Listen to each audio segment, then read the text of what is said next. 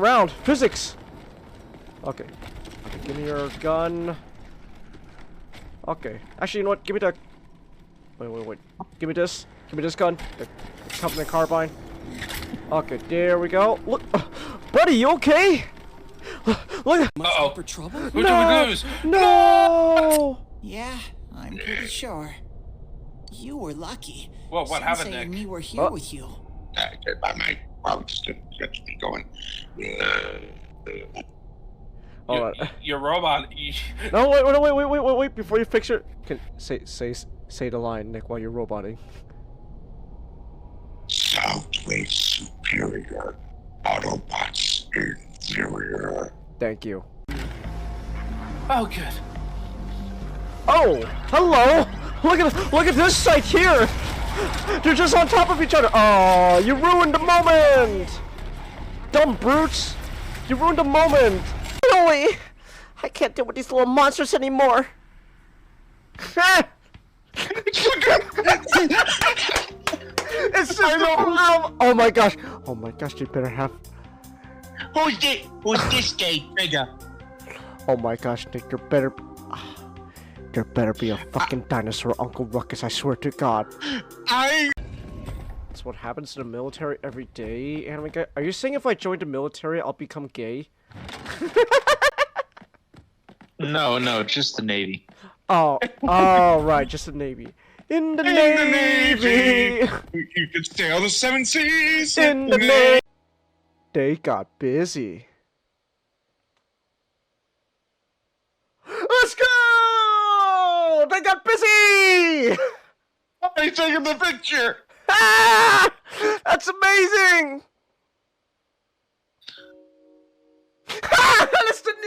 That's the new screen! That's great! So that's what a hybrid looks like.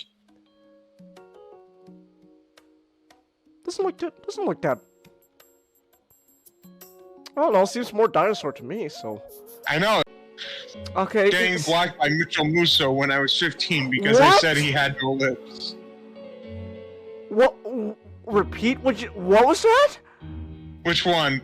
Something about getting blacked? Getting blocked by Mitchell Musso when I was 15 because I said he had no lips. Oh! I thought you said black. Like, what? Yes, with the Oni symbol. I don't know the Oni symbol. I don't know my Halo lore. I don't know what the Oni symbol looks like. I don't know what the Oni symbol looks like. It's on the door? That's not helping, dude! I don't know what it looks like!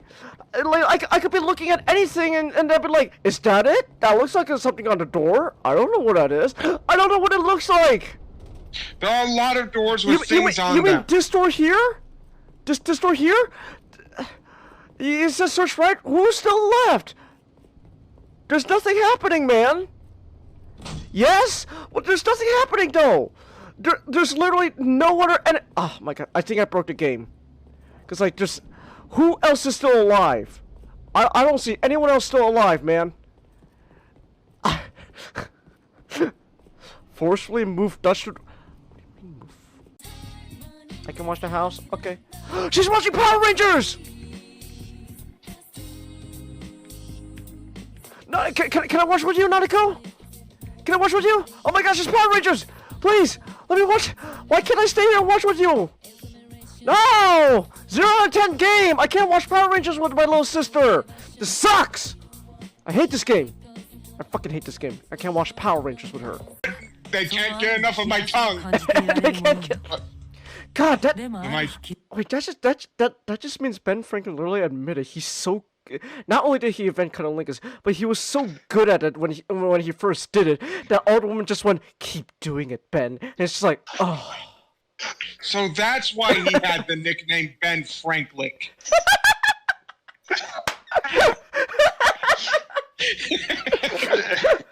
It's just the idea of Ben Franklin complaining about how good he is at sex to another father is. The fucking leather.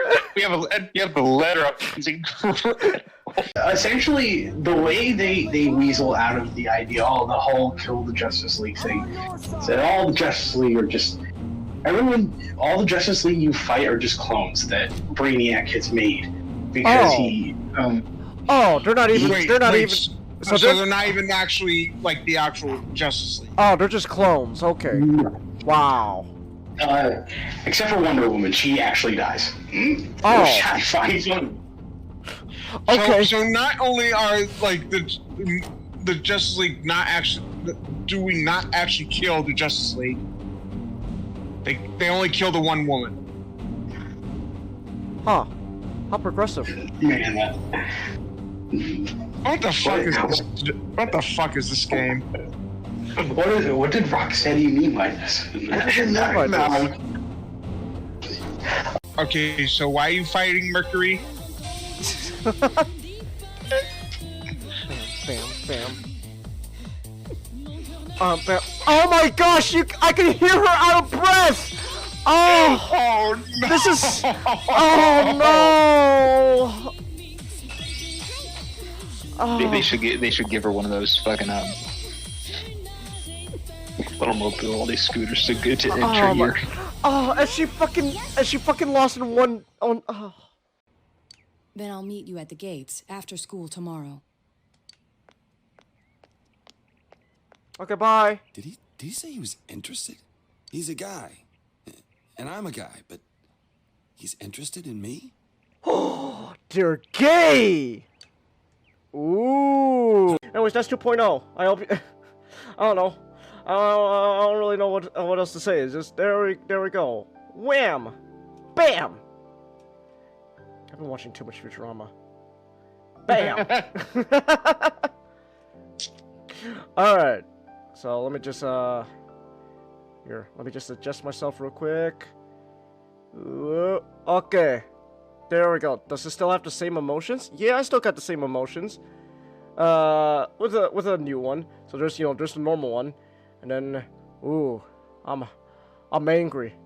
I'm having a bad time with this game. And then, oh man, this is a big bummer. Bummer, dude. And then, I don't know what to call this one. I just call this, oh. Oh, okay. And then this one's like, woo! Oh! Quick time events, shit! Oh gosh, she's out of breath, please! Oh. Okay. Oh my gosh. Oh my gosh, the sound effects too! Oh. Oh, okay, quick time event, okay. Oh no. What's she doing? God, her belly punches. Oh! Oh! Oh! Oh! Oh! What? What? What?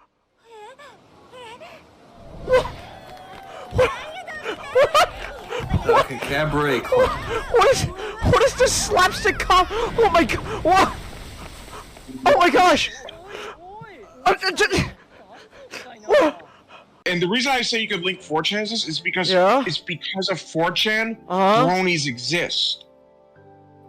What? Yeah. It's because of 4chan. 4chan created bronies? They were the first bronies. The first bronies? Oh my gosh.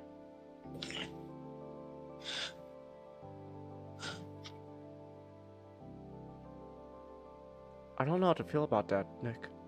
Happy birthday, Changus. Soyper doesn't hold a grudge. He's a real hero. I like Soyper. Yeah, I'm glad. So the anthology episode was the salmon, the tortoise, and the elephant seal. Salmon. Salmon. What do you mean, What, do you not say salmon? It's pronounced salmon. You don't pronounce the L? No. The L side. Everyone in my. I hope I can get away being tardy. So walk into the door. Ah! I first thought is how lucky I am to be alive. I don't know what was wrong with me, but it might as well have been a cannonball. I spotted gym teacher, and even though his baseball cap, I could feel a stare of rage pierce my soul.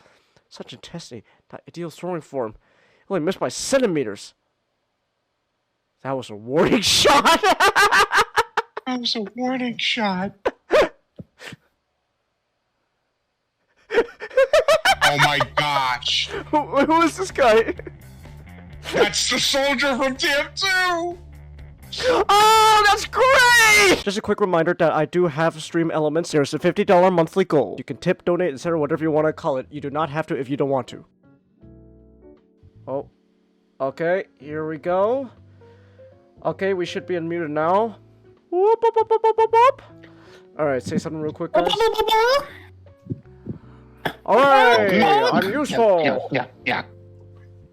Alright. Alright. Testing, Baba. Hi, Chelsea. Can you hear us, We Chelsea? have to. Yes. You can? Alright, good. Oh. Yeah, we have a weird topics today. Weird combos today. You can say that again. We got video games and history. And Zack Snyder. What does Zack Snyder have to do with history? I don't know.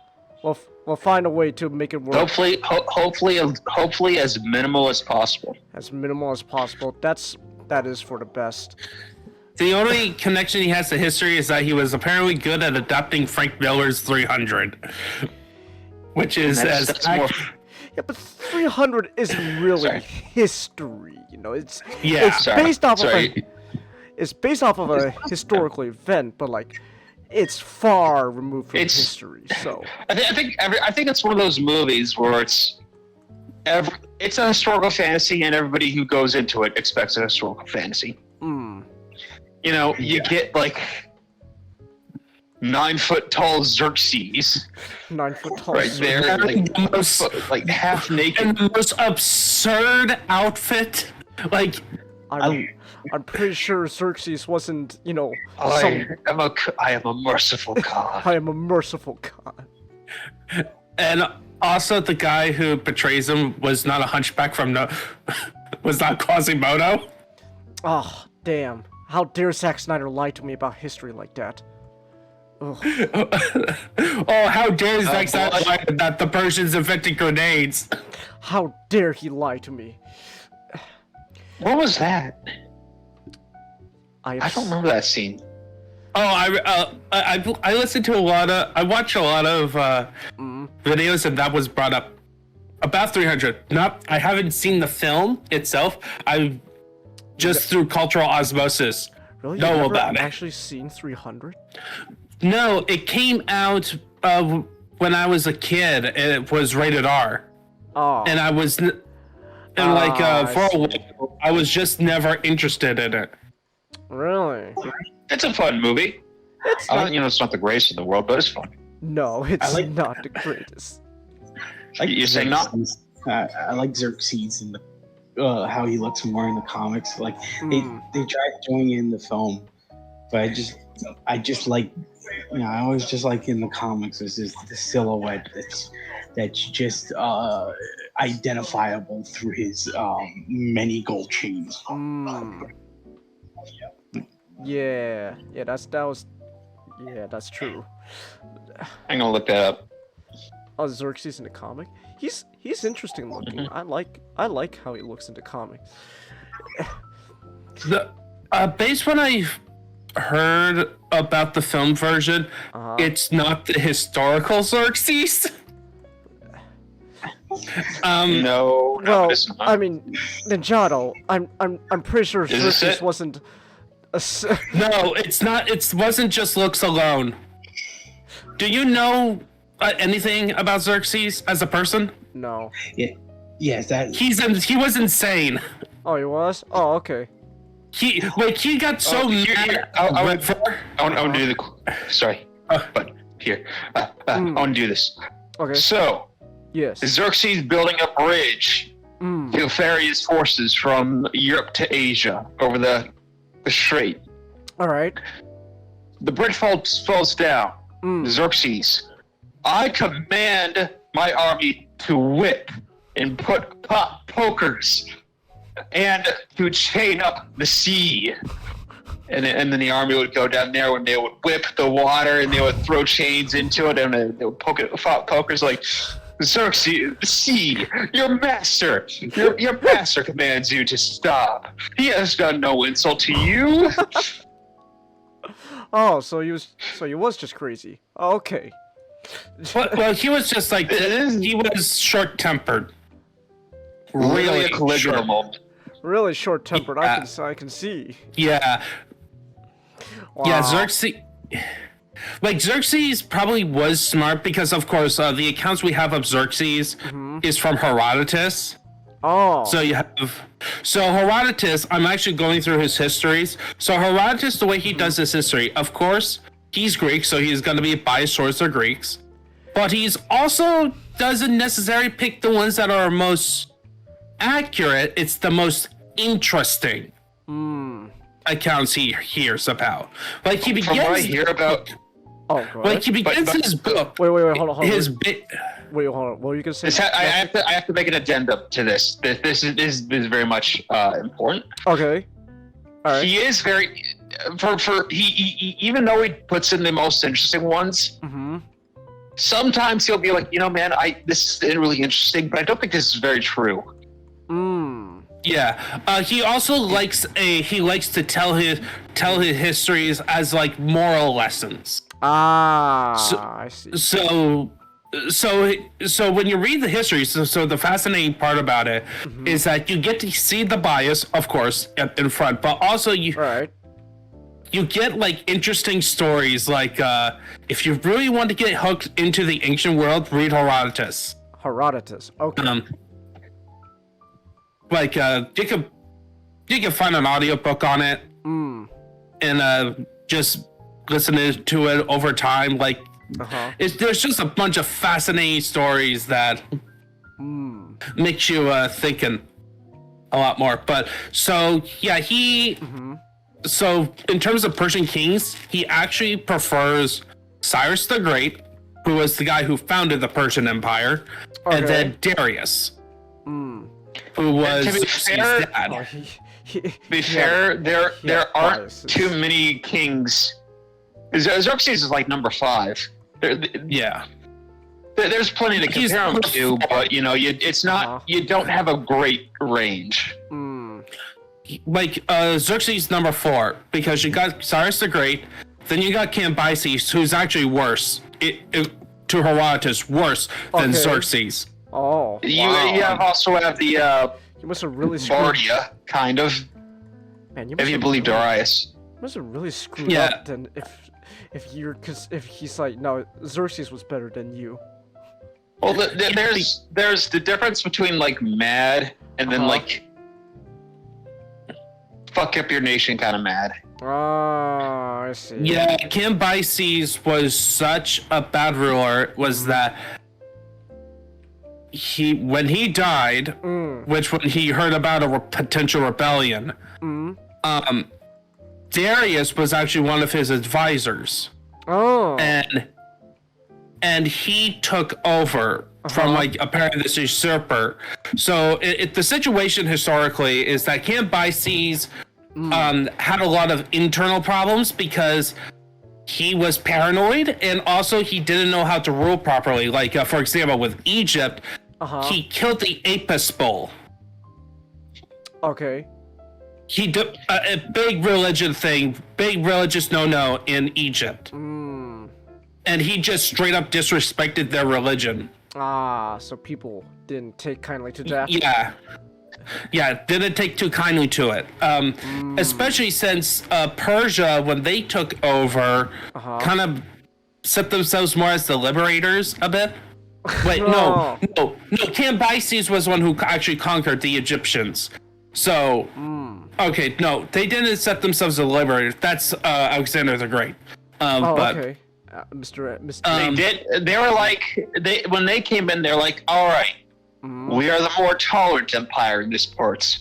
Because the last guys, the Assyrians, were like the guys that would fucking skin you, then take your cut off your balls and then stab them in your eyeballs just for looking at them wrong. Oh. Yeah. Okay. And by the way, and that's if you already paid your tithe, because the army needs money.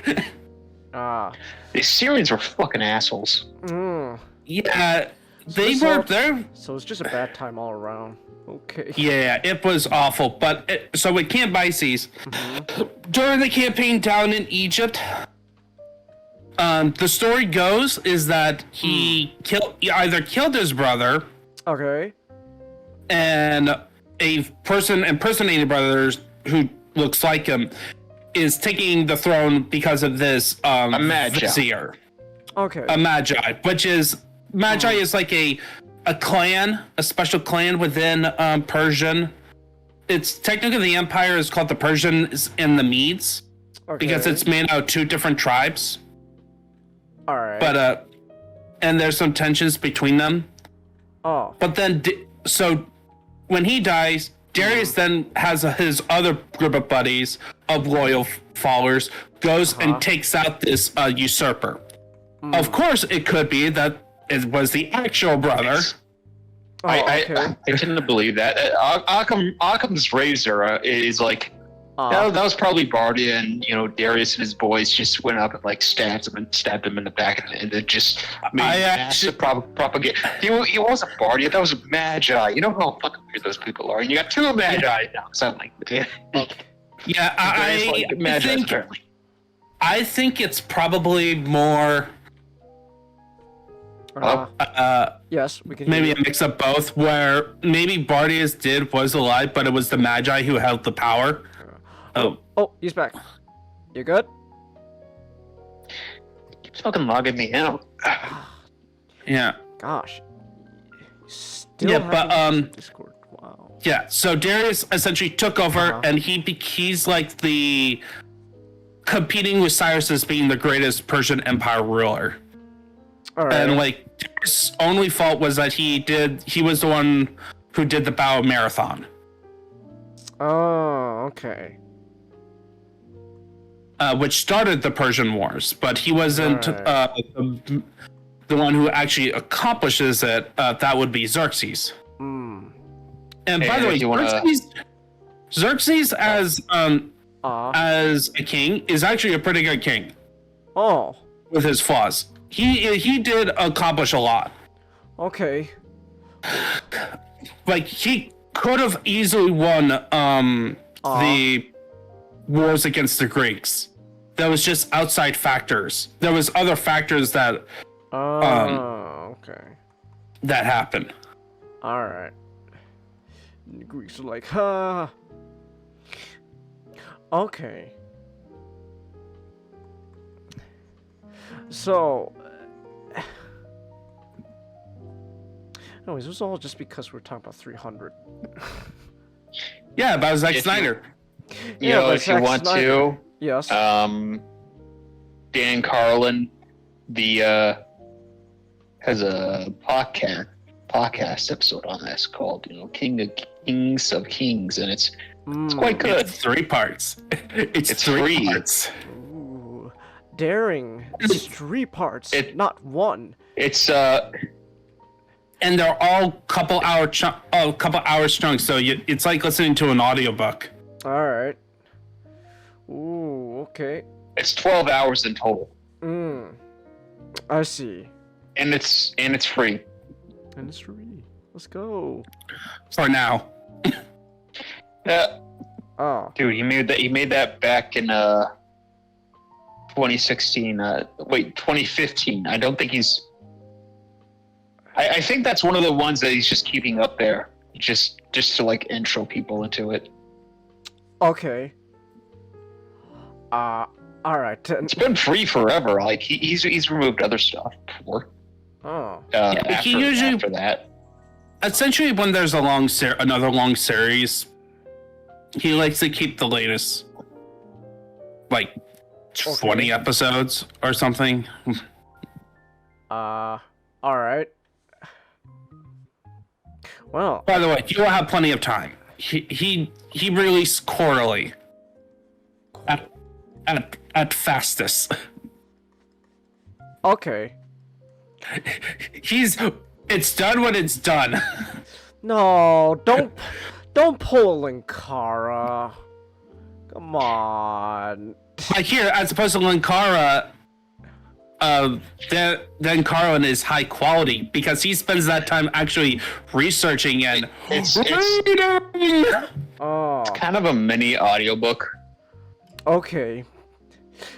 But still, though, wow, pulling the Linkara card, though, that's... Linkara comes out with like a 40-minute video, and Dan Carlin comes out with 4 hours. Not so fast, you son of a bitch. Who said that? It is I, the Lightbringer.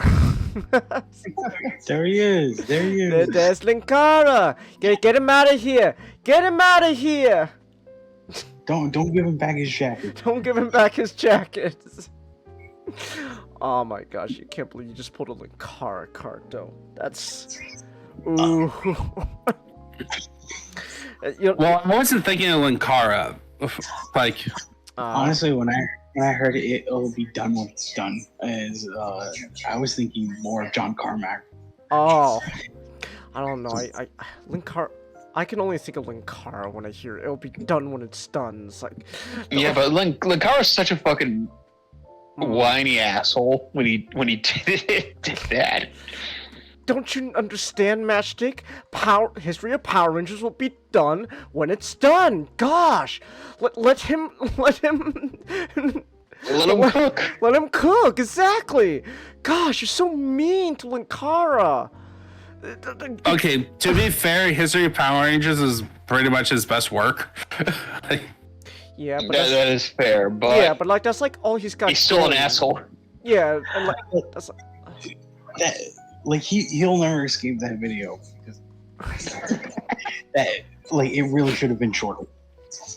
yeah, but he'll be. And, if he comes out, he's like, "Hey, listen, man, it takes time. I've got other projects working on it. Yeah, It'll be done with it. It'll be done with it's done." But he's like, "My work is important, and it'll be done when it's done. You must bow down on your feet and suck my foot." You are because of all it. a bunch of ingrates. Can't you understand my artistic mind? I mean, I brought you what was it? What was Linkara's movie again? It was just called The Top of the Fourth Wall of the movie. I actually have it. Yeah. Why?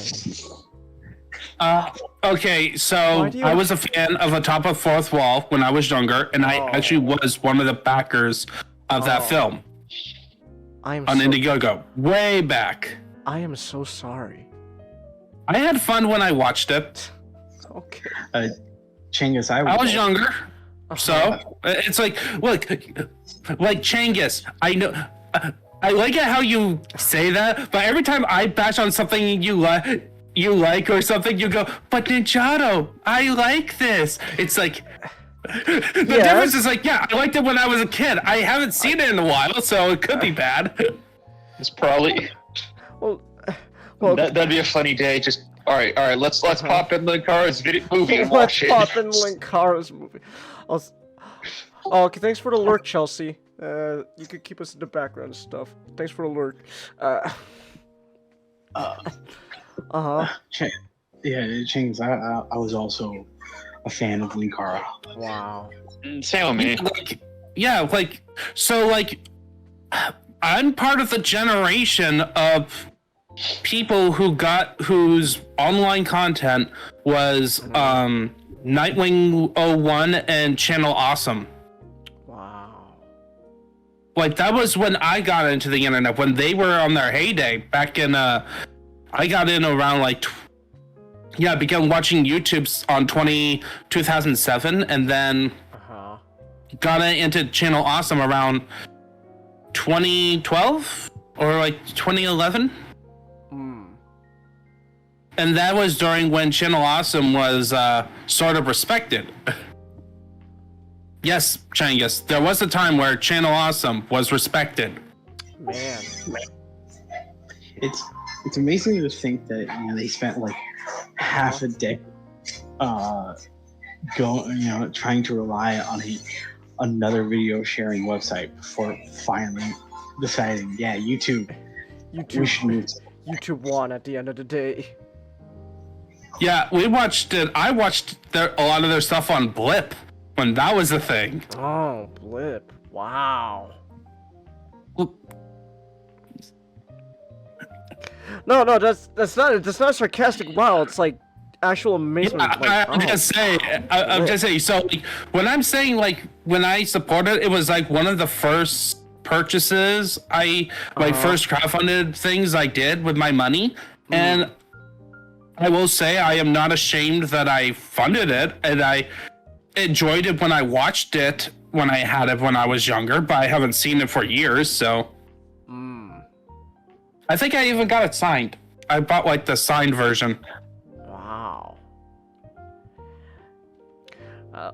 So what's the all right, Chang, let's be fair. What's the embarrassing thing you did as a kid? No, I'm not. I want to. Oh, plenty of stuff. Well, not embarrassing, but There's plenty of embarrassing stuff I did as a kid. It was like, I don't know. It's just fascinating to see like, I guess like actual like legit support for Channel Awesome, considering what we know now. Well, to be fair, it was back in the day. We didn't know they were insane. Yeah, and also you have to think about the state of criticism as well. Okay. Back then, politics was not much involved in the criticism. All right. Any woke elements. The closest thing was that you can tell they were biased when they make like current politics jokes. But it was pretty much a time where criticism is tied to comedy. Where it's much like how if we all sit around and watch a bad movie and we laugh at it, that was the attitude towards criticism of like when you're critiquing a film in that style. Okay, yeah. But, yeah, and also the material tend to be older too. Not like newer stuff. Okay. No, I get it. I get it. It's still interesting though. Like it's like a time capsule in the sense like oh wow. So, but I can see it. I don't know. I just find it fascinating. Channel Awesome. Never saw Top to Fourth Wall. I don't think I ever will.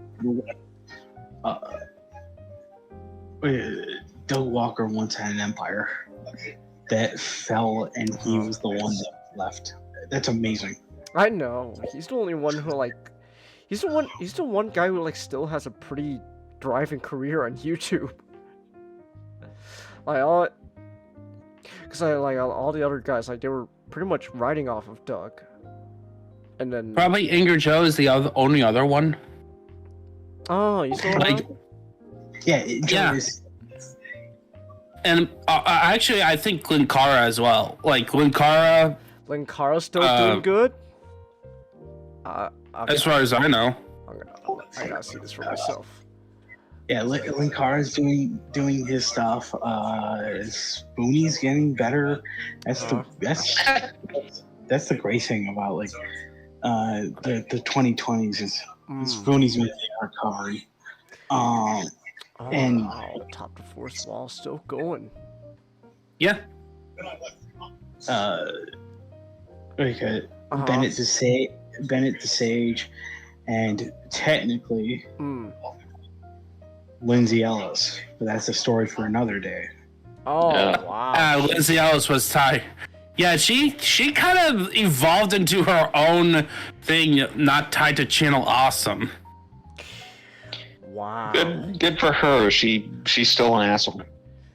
Yeah. Well, also she's kind of tied into the video essay side of YouTube. She became a video essay person. Yeah. All right. I listen to video essays here and there, but okay. I'm gonna watch a Lindsay Ellis Pretentious video essay. ones, especially. Mm. Or like she's commonly sourced among video essays. The only thing that comes to mind when I hear Lindsay Ellis' name is just Cody from Pointless Hub talking about comparing 9/11 with disaster movies. So I was like, Look, when I think of Lindsay Ellis, I think of the documentary she did. She did a documentary? Yeah, on her abortion, I think, right? What the fuck? Yeah. What? She made a whole documentary about her abortion? Yeah. Yeah. And then the second one I think of is that she did a video on Nightcrawler because apparently she likes Nightcrawler Okay. from X-Men. And the comment I keep remembering is like, I hate Nightcrawler in the 90s. They focused way too much on his religious stuff. I wanted him to be on his swashbuckling. And for me, it's like, that's kind of the point of Nightcrawler! That what makes him special! His contrast of being the swashbuckling buccaneer, yet being so convicted with his religion! Wow. I'm so happy X-Men 97 kept that. I'm sorry, I'm still on the whole abortion documentary thing. Like, okay. This like we could all have a huge rabbit hole tangent on abortion, but like, why would you make a documentary about it? I think she was graduating at the time, and that was her thesis. What? Yeah. Why would You you go make from dislike to actively hate. why would you make your abortion a thesis? Lindsay Ellis is a very egocentric. What a fucking bitch. And also, what a great way to get an A easy. Oh my god. That's just still again like putting aside opinions on abortion, like why would you even make it a documentary? This is a thesis. Like what's her thesis supposed to be? That abortion's great? You don't need to make a documentary about that. Okay, but here's the thing, Chengiz.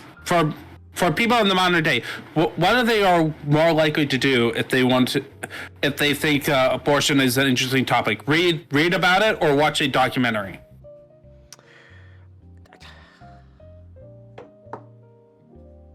Remember, we talked about this back at the beginning of the year with amusing ourselves to death. Documentaries is going to take over. So if you want to convince people that abortion is good... I don't want to watch a documentary on abortion. Yes, you don't have to, but somebody else will.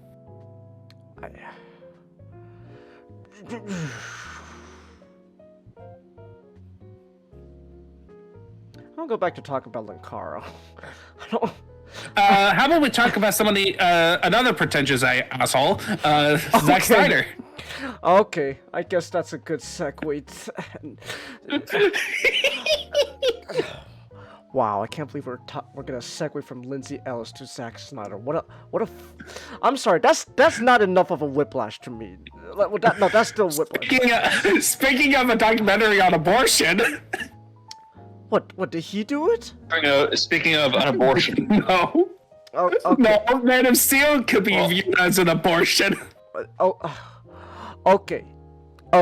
So I might as well get into the whole thing right now. So, okay. So here's the thing. I'm not actually gonna spend too much time on Man of Steel, mostly despite like being like the selling point of this whole stream, is just So the thing about Man of Steel is, like, this movie has been kind of talked about like a lot already. So like a lot of points that like I could make, like it's already been made. This was really just something I decided to rewatch because I just find Zack Snyder a very fascinating person, because it seems like as his career as a filmmaker continues, it seems that movies just keep getting actually legit worse. So like this whole thing kind of started because Charlie, Penguin Zero Moist Critical, he made a whole video on fucking Zack Snyder's latest movie, Rebel Moon Part 2, and he was literally counting how many times like he did slow-mo in his movie, and it just amazed me that like it really does seem like his career, his films just keep getting worse. Like I could, like, if I'm looking this up right now just to double check, like Rebel Moon Part 2 got what, like a oh wow, actually it fucking bumped up on Rotten Tomatoes. Oh, something happened. Something happened. Oh my gosh. Okay, hold up. This is a new bumped. Probably, but this is a new revelation. Rotten Tomatoes has now bumped it up to 51%. Whoa! This is a revelation here, because when Charlie was like making this like video, like Rebel Moon Part 2 was like 15% on Rotten Tomatoes. So, wow, something happened. I guess a lot more reviews came in and people just ended up liking it. I do at some time. Like, he did Legends of Guardians? Hours of Cthulhu?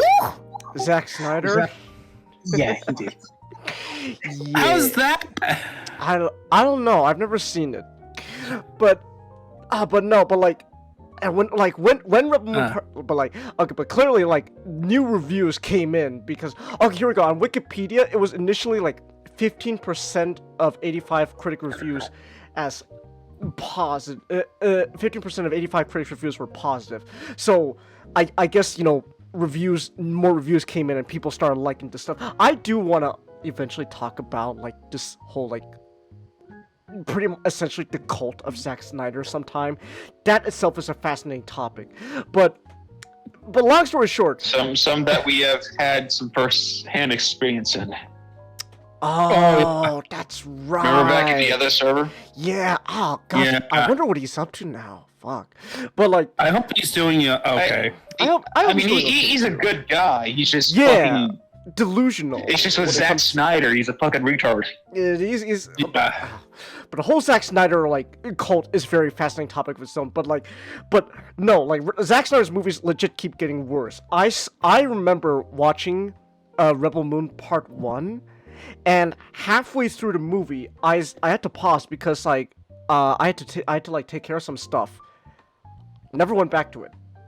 I just legit lost complete interest in the movie. But from what I remember watching, I was honestly kind of bored. So Zack Snyder's movies kind of just legit keep getting worse as his career keeps going on. So a part of me just decided. So I guess a part of me really wanted to know what was like. I want to watch a movie that like was considered like one of his like better ones. You know, I guess I could have done 300 and Watchmen, but I decided, you know what, I think I'll start with Man. So he did Dawn of the Dead 2004. That was like his directorial debut. Right, but he directed Guardians of Cthulhu. That got a 52 on Rotten Tomatoes.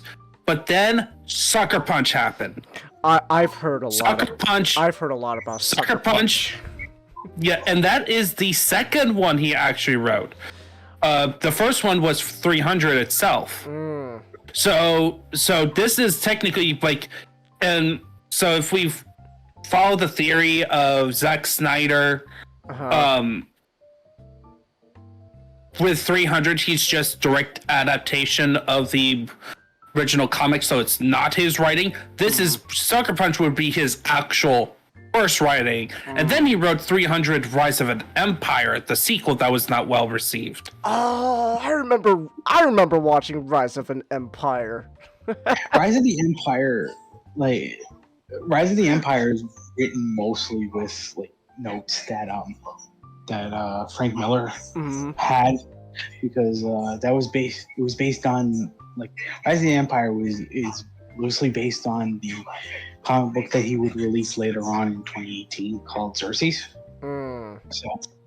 So I Man, that's a weird title because the film is not about Xerxes, it's about other characters. That's not Xerxes barely in it. But no, I remember watching Rise of the Empire. That was a very interesting experience, to say the least. Go ahead. Well, the comic book, of course, the film has nothing really to do with Xerxes, because the film, as an adaptation, if you can call it one, really just adapts more sort of like the middle part of like the comic book, where Xerxes,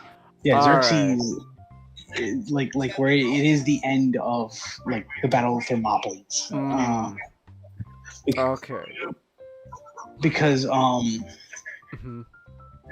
Because the last few parts of the comic book is about Alexander. That is so weird. That Frank Miller decided to title something Xerxes, and I'm looking at it right now where chapter 1, it seems more like a story about the Persian monarchy through like select rulers. Yes. Chapter 3 is seems like an adaptation of Esther. The book Bible? of Esther. Like the Bible book? Yeah, because Xerxes is thought to be the king mentioned in Esther. Oh, I didn't know that. Okay. That's actually very interesting. But anyways, though, to tie it all back, though, Zack Snyder I just wanted to go back and watch what was considered one of Zack Snyder's more critically acclaimed movies. I could have watched any of this stuff, but I don't know. I just wanted to watch. I felt like I wanted to watch Man of Steel because I feel like that's the movie where I think like the Snyder cult really came into being.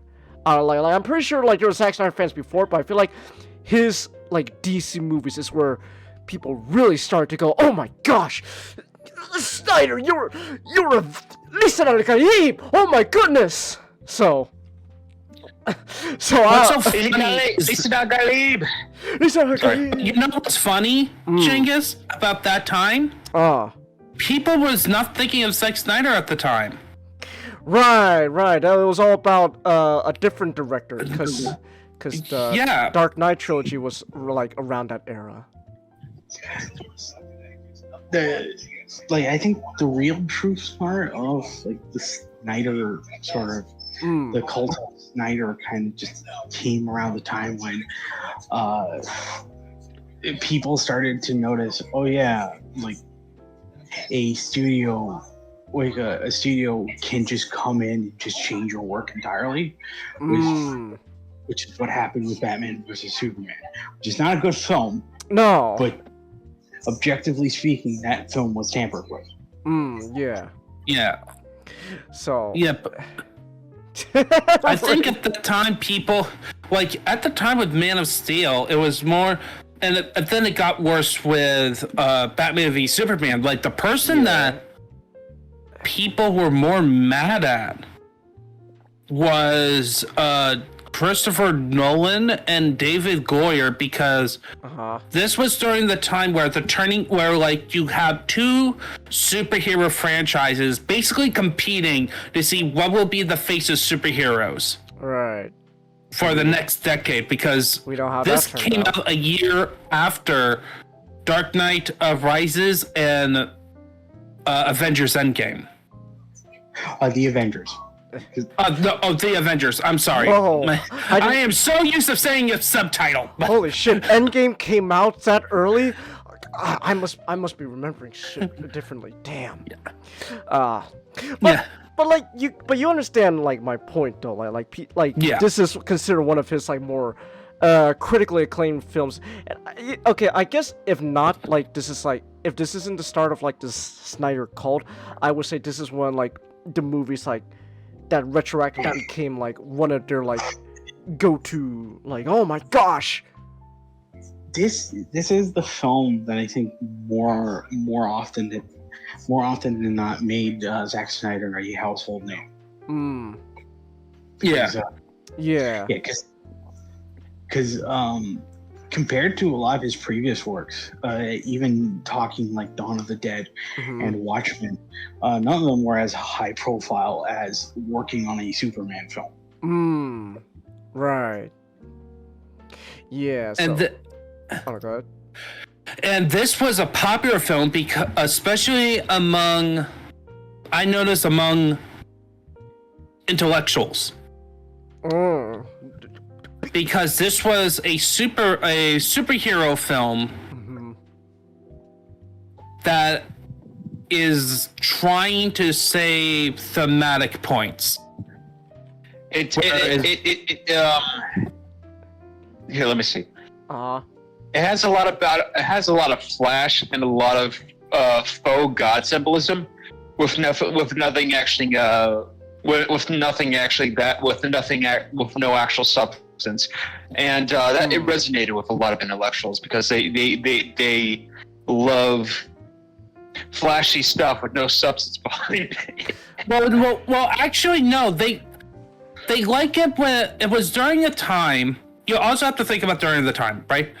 This was probably the most, in terms of genre, for superheroes especially, other than the Dark Knight trilogy, this was essentially trying to be more of the intellectual superhero film. Because, like, we'll make fun of it right now, because even Nolan films, like, if you look at the Batman films, his Batman films, like, I am not saying that they're terrible, except for Dark Knight Risings. I like, but I like Dark Knight Rises a little bit. You see, Jayus, we talked about this earlier. You're proving my point. All right.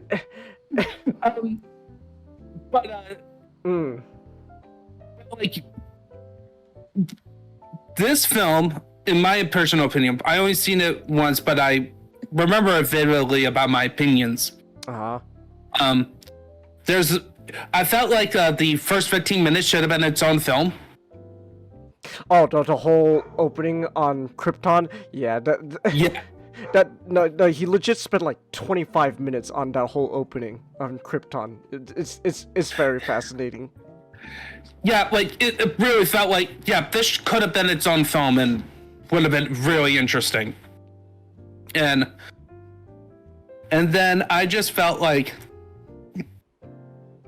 it kind of began to focus a bit on too much on themes, and then and then as soon as we have to fight, and then we have like senseless destruction. So it didn't really land on that. And then the more you think about it in terms of plot elements and how it affects, especially if you view this film as this is supposed to be the start of the DCEU, which it wasn't. It was actually meant to be its own thing. Yeah, I understand. No,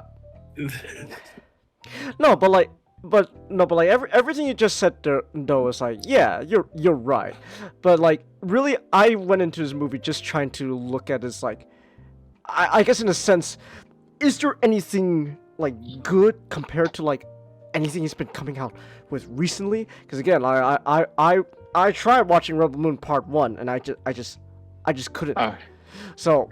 In my opinion, I think it would probably still be as bad, but it'd probably have better special effects. Maybe, I don't know. So I guess I want to start off by saying like the experience I had rewatching Man of Steel compared to like his more recent stuff. So one, I guess I can say this is the unlike Rebel Moon Part 1, I was actually somewhat fully interested and invested in this movie. Like regardless of the actual, like criticisms and all that, like at least I can say it caught my interest. Though to be fair, I think part of it that helped was mostly because I was I watched like the last like 30 minutes of the movie with Nick, Zeno Nick, and like that whole 30 minutes was honestly the best 30 minutes ever I had watching that movie, because part of it was just us like just literally hyping ourselves up for like all the worst scenes in the movie that people criticize. Yeah. So it's like, oh my gosh, Nick, oh, it's happening, he's gonna stab Sot's neck, oh, let's go. Oh, the parents are just standing there. They couldn't even though they come. The way is coming slowly. Yes, Superman, stab his neck. Even though Yeah, he did it! Oh! And Oh man, he's gonna leave those people to die in the tornado. Oh, so like that did somewhat help in my overall, I guess, enjoyment of rewatching Man of Steel. I think to be fair, with all bad movies, a little companionship doesn't hurt. True, but even before Nick joined me watching like the last 30 minutes, I wouldn't say having fun, but like I was definitely, I wasn't being bored. Like, okay, is this over? Because one thing about Man of Steel I will give is someone fucking held Zack Snyder on a very tight leash, because someone told him no slow motion. No slow motion at all. Yeah, I was utterly shocked. Like the whole Krypton sequence, like how long has it been? 20 minutes. Like, and so my first thought was, wow, fucking took us 20 minutes just on Krypton. That's like almost a good chunk of the movie right there. But then the second thought that came over me, like, oh my gosh, 20 minutes and no slow-mo. Whoa. Oh yeah. Like someone. Remember our viewing of his Justice League cut? Oh gosh, I don't want to watch the Snyder cut again. But like, oh my god, that is truly the worst. I have not seen Rebel Moon, and I'm proud of it. Zack Snyder's Justice League cut is the worst film experience I have ever experienced. Even with friends, it was torture. Yeah, but someone held Snyder on a very tight leash. Maybe it was Christopher Nolan, I don't know. But someone held him on a very tight leash and said no slow-mo throughout the whole movie. And that was... I was actually shocked. Like, oh my gosh. I watched a Snyder movie with, like, no slow-mo. This is amazing. So that already was... Wow. That's I an think improvement. It's probably because it's, like, his... sixth film, and the last one was Sucker Punch, and also at this point Christopher Nolan had a bigger role, and so his job was essentially try to be Christopher Nolan, as opposed to his own personal style. Right. But it was such a fascinating thing to see that, like, this.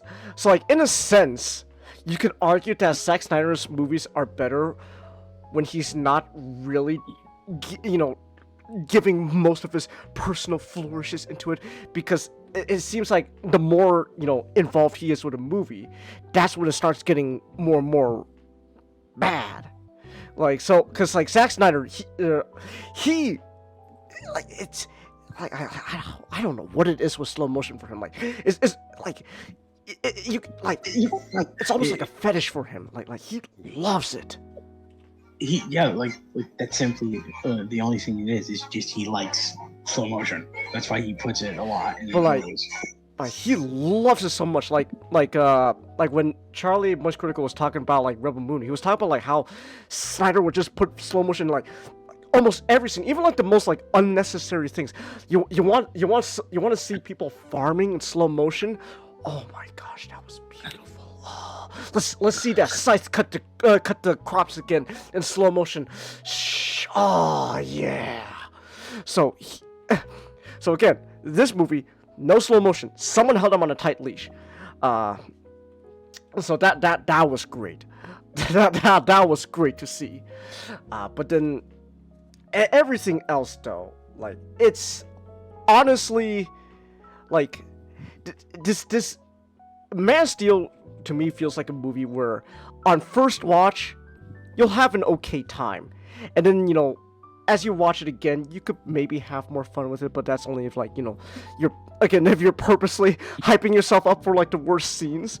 But then like it is a movie where I feel like the more you think about it, that's when you realize, okay, yeah, this isn't exactly the greatest thing to exist.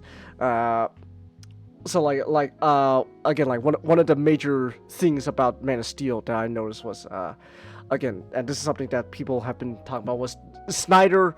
This movie really wanted to have to hold this philosophical debate on like what would actually happen if a real Superman came to Earth, and like there's all this like religious symbolism going on. Like he's like there's all this like all these conversations describing Superman. Like they're like he's like he'll be like God.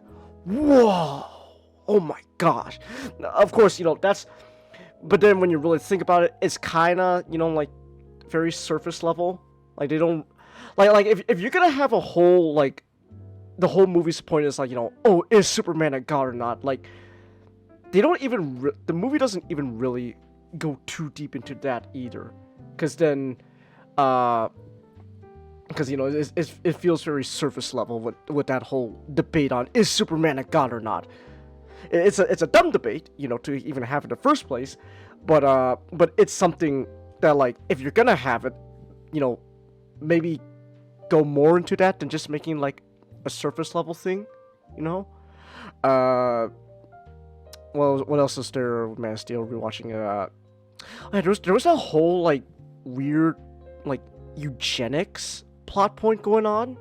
There was a huge emphasis on eugenics, because like not only is Superman special because he's the last child of Krypton to escape to Earth, but he's also equally the first natural born child. Because every other child is a genetic artificial baby. So like, oh my gosh, so not only is he special because of his status as the last survivor, but also, oh my gosh, he's also not a genetically engineered super being. Whoa! But at the same time, he's also a god.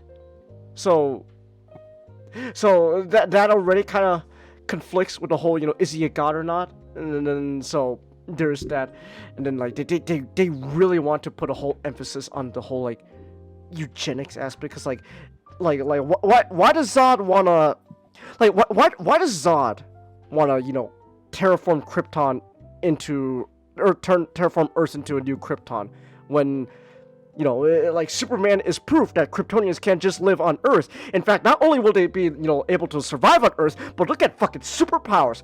Like damn, that sounds amazing. Like why not? Why would you want to turn this planet that makes you actually better into Krypton, which would make you worse? And like the only thing I could like assume is, I guess, eugenics reason. I guess maybe like, oh, humans are like these like genetically inferior creatures along with their planet, so we're just gonna turn this into a new into Krypton, because at least then we'll be pure or something. I don't know, like, but then even then they don't actually say that. It's just kind of something you just kind of have to come up with to like justify why they want to turn Earth into a new Krypton. Besides, Oh, no, I was about to say something. Oh, you were?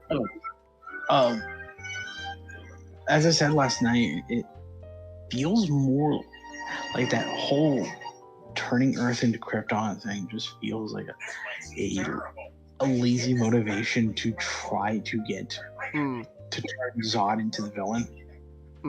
Because To be sorry. I was just gonna say really quick is because in the movie it's shown that he and Jor-El agree upon a very major decision upon like what sort of destroys Krypton, but in order for us to see like Zod as the villain, he needs to do all these stuffs that don't make sense. Yeah. Like for me, the best way, like the simplest way they could have written it is that, like Zod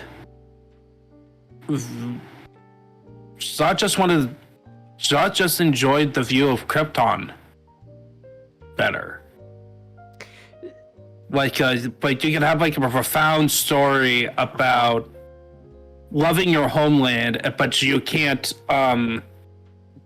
But it's gone, and there's no way of coming back. So you're trying to make your new, what would be like your new home, much like your old home. But then, now that raised the question: why not just make Zod a sympathetic villain? Yeah, that's like that's the rage nowadays, right? You know, sympathetic villains. So like, because they need. My guess is that they still, like, even with the Christopher Nolan Batman films, like, again, the thing that I'm thinking of is with the problems with Man of Steel, ultimately derived from is that we want to make that Superman in order to be more appealing to the mass market at that time, right? To be like the Nolan films. Like, we're trying to catch the lightning in the bottle twice. And so the solution is that Batman's villain's motivations kinda don't make sense at some level. Maybe. I guess you could argue that. But it's fascinating to think like why not just make Zod a sympathetic villain? So again, there's all sorts of stuff you can ask about all the choices made in Man of Steel. Like, okay, I don't. That's why did they make Mr. Kent? Why did they change Mr. Kent a lot? I don't know. But oh yeah, there's. Like, why did he die to save a dog and then not have his son rescue him from a tornado? Ninjato! Because Ninjato, Superman, that means Clark's gonna reveal he's an alien, and that means the government's gonna kill him, Ninjato. Oh my gosh! Can't you understand? Okay, to make him consistent, the dog's gotta die. You killed the dog. I'm sorry. Wow, you're gonna kill the dog. Okay. What gets me about that scene is that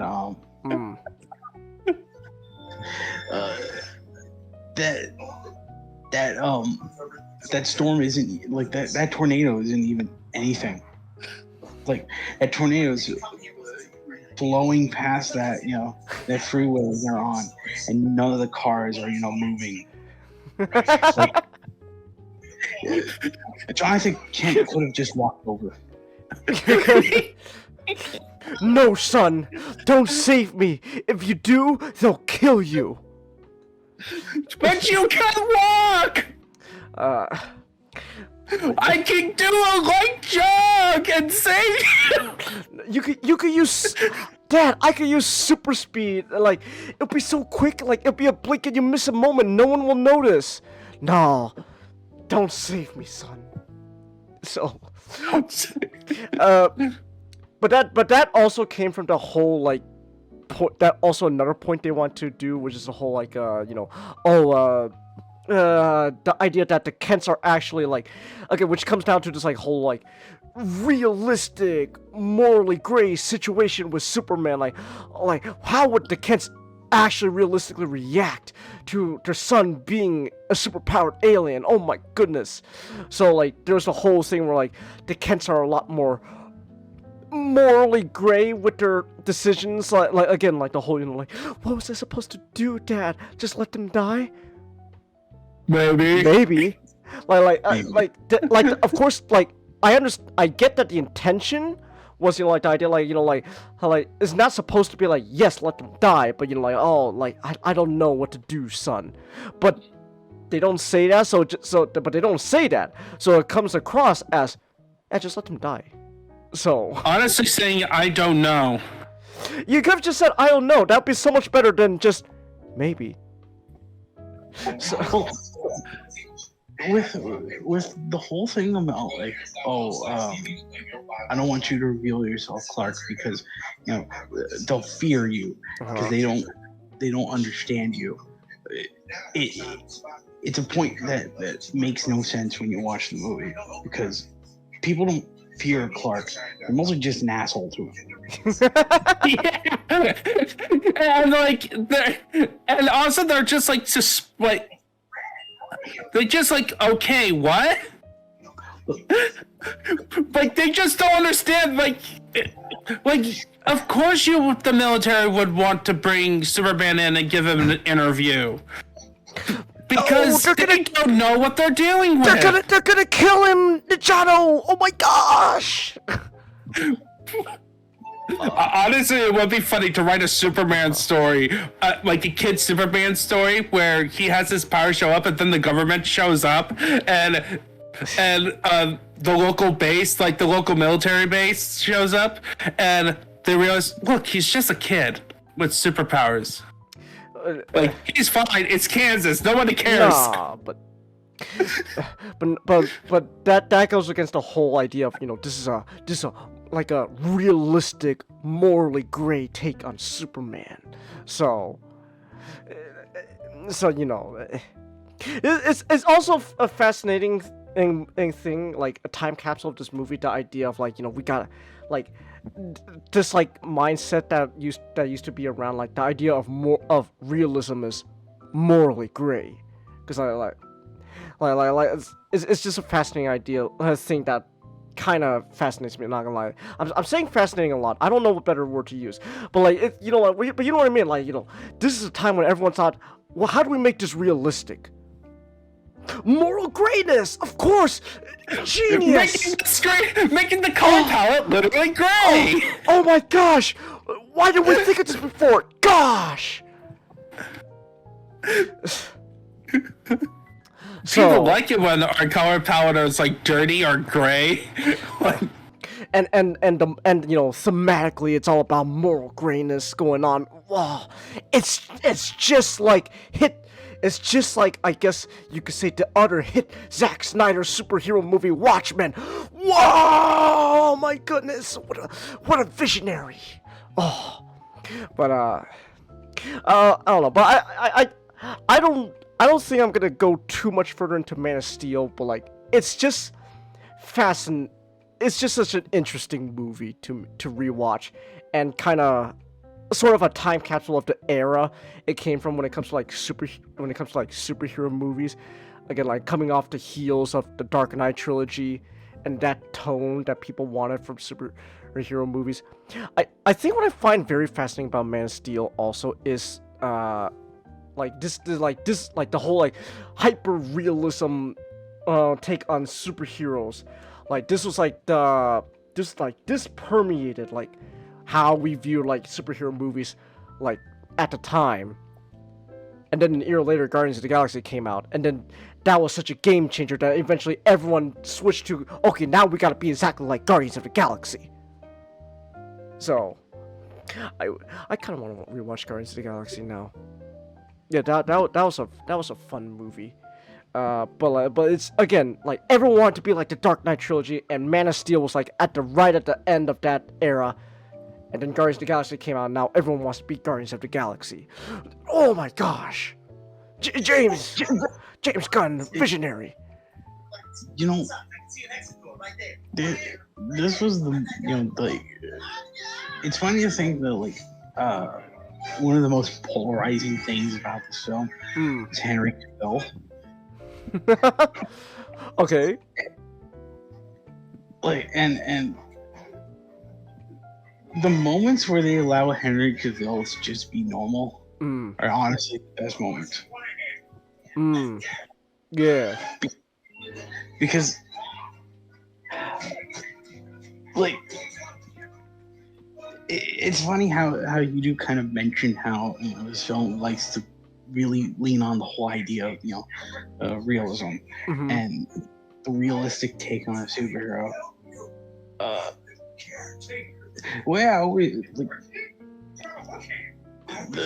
The way I could sort of describe film more is it tries to be too philosophical when it doesn't really understand a lot of the philosophies it tries to bring up. Because you could make this film like quote unquote realistic by just having Clark be a normal guy. It's like, oh, Clark has superpowers, but he's a normal guy.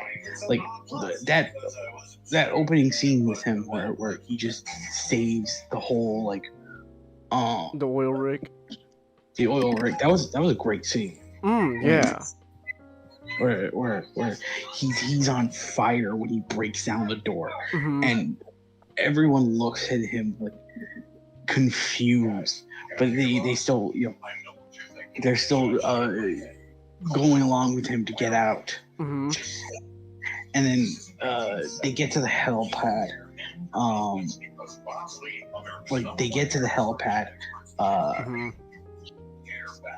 And to prevent the top sort of tower from crushing the helicopter,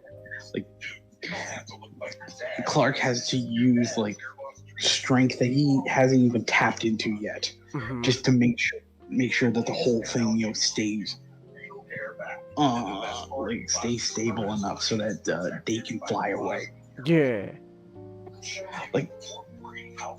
That's a really good example of just having a film that feels like a realistic take of a superhero. But the film doesn't really like to go into that because it kind of just wants to be this ponderous sort of philosophical take on a superhero. And again, it stumbles on a lot of its things because it's like you said, it's non-committal, and also it's just confused as to what it's trying to say most of the time. Yeah.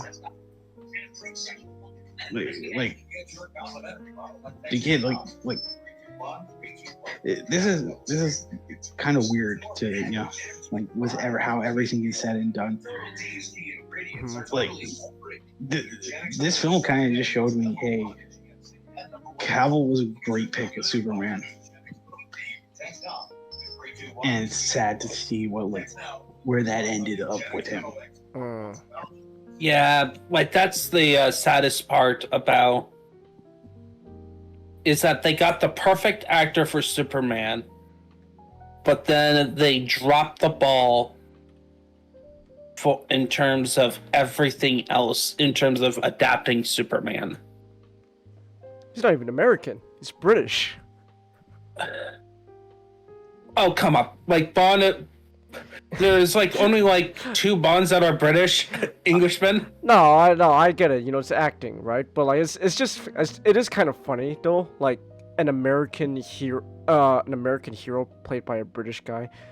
But damn, that British guy plays a really good American. So, yeah. Yeah. All right. So, want to talk about giant kaiju?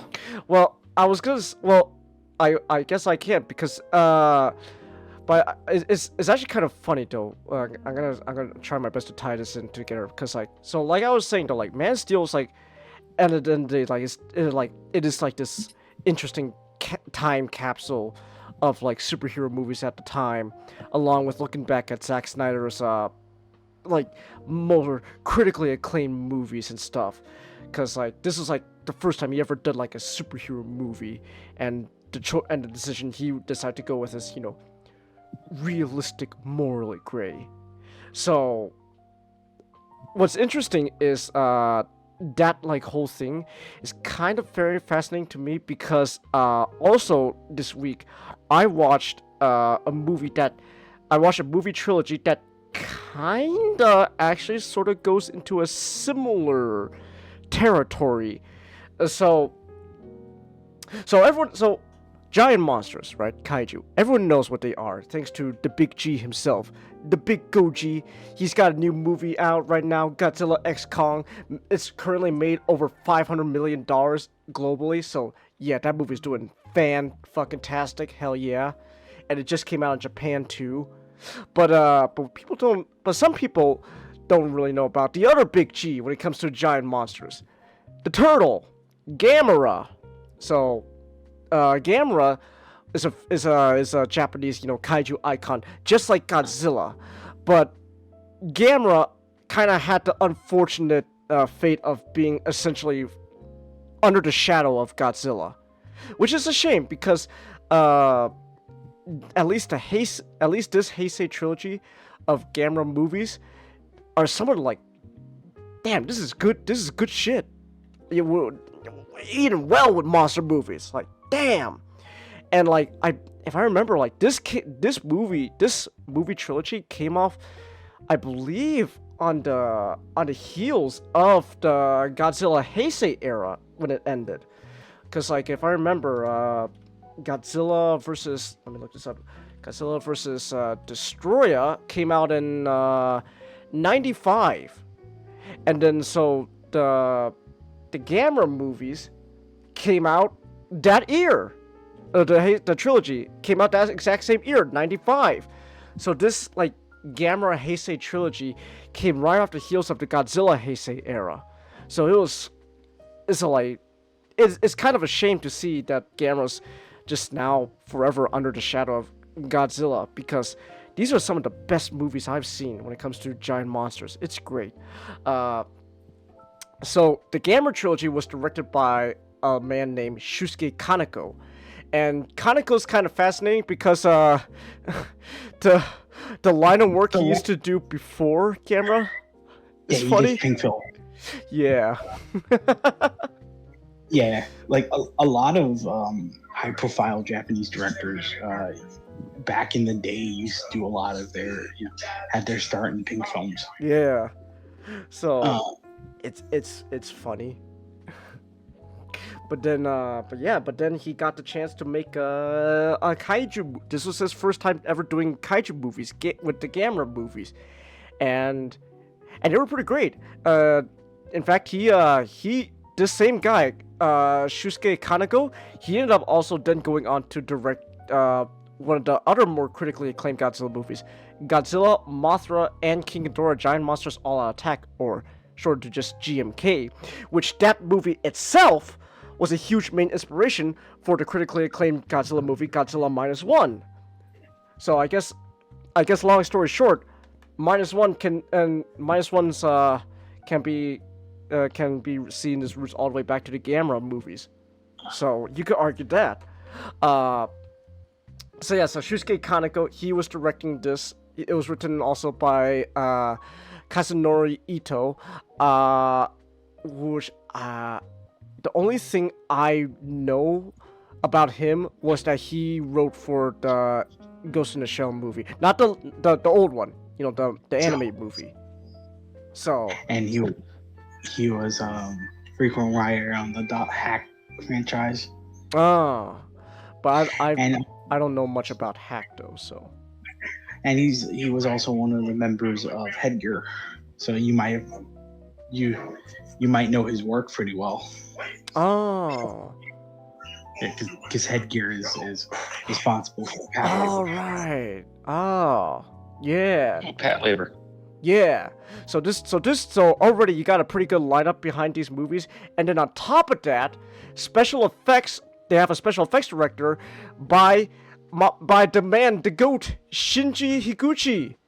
Let's go. The same Shinji Higuchi that worked on Evangelion, that Arnold named the character Shinji after. And then this guy went on to also then do Shin Ultraman. It's great.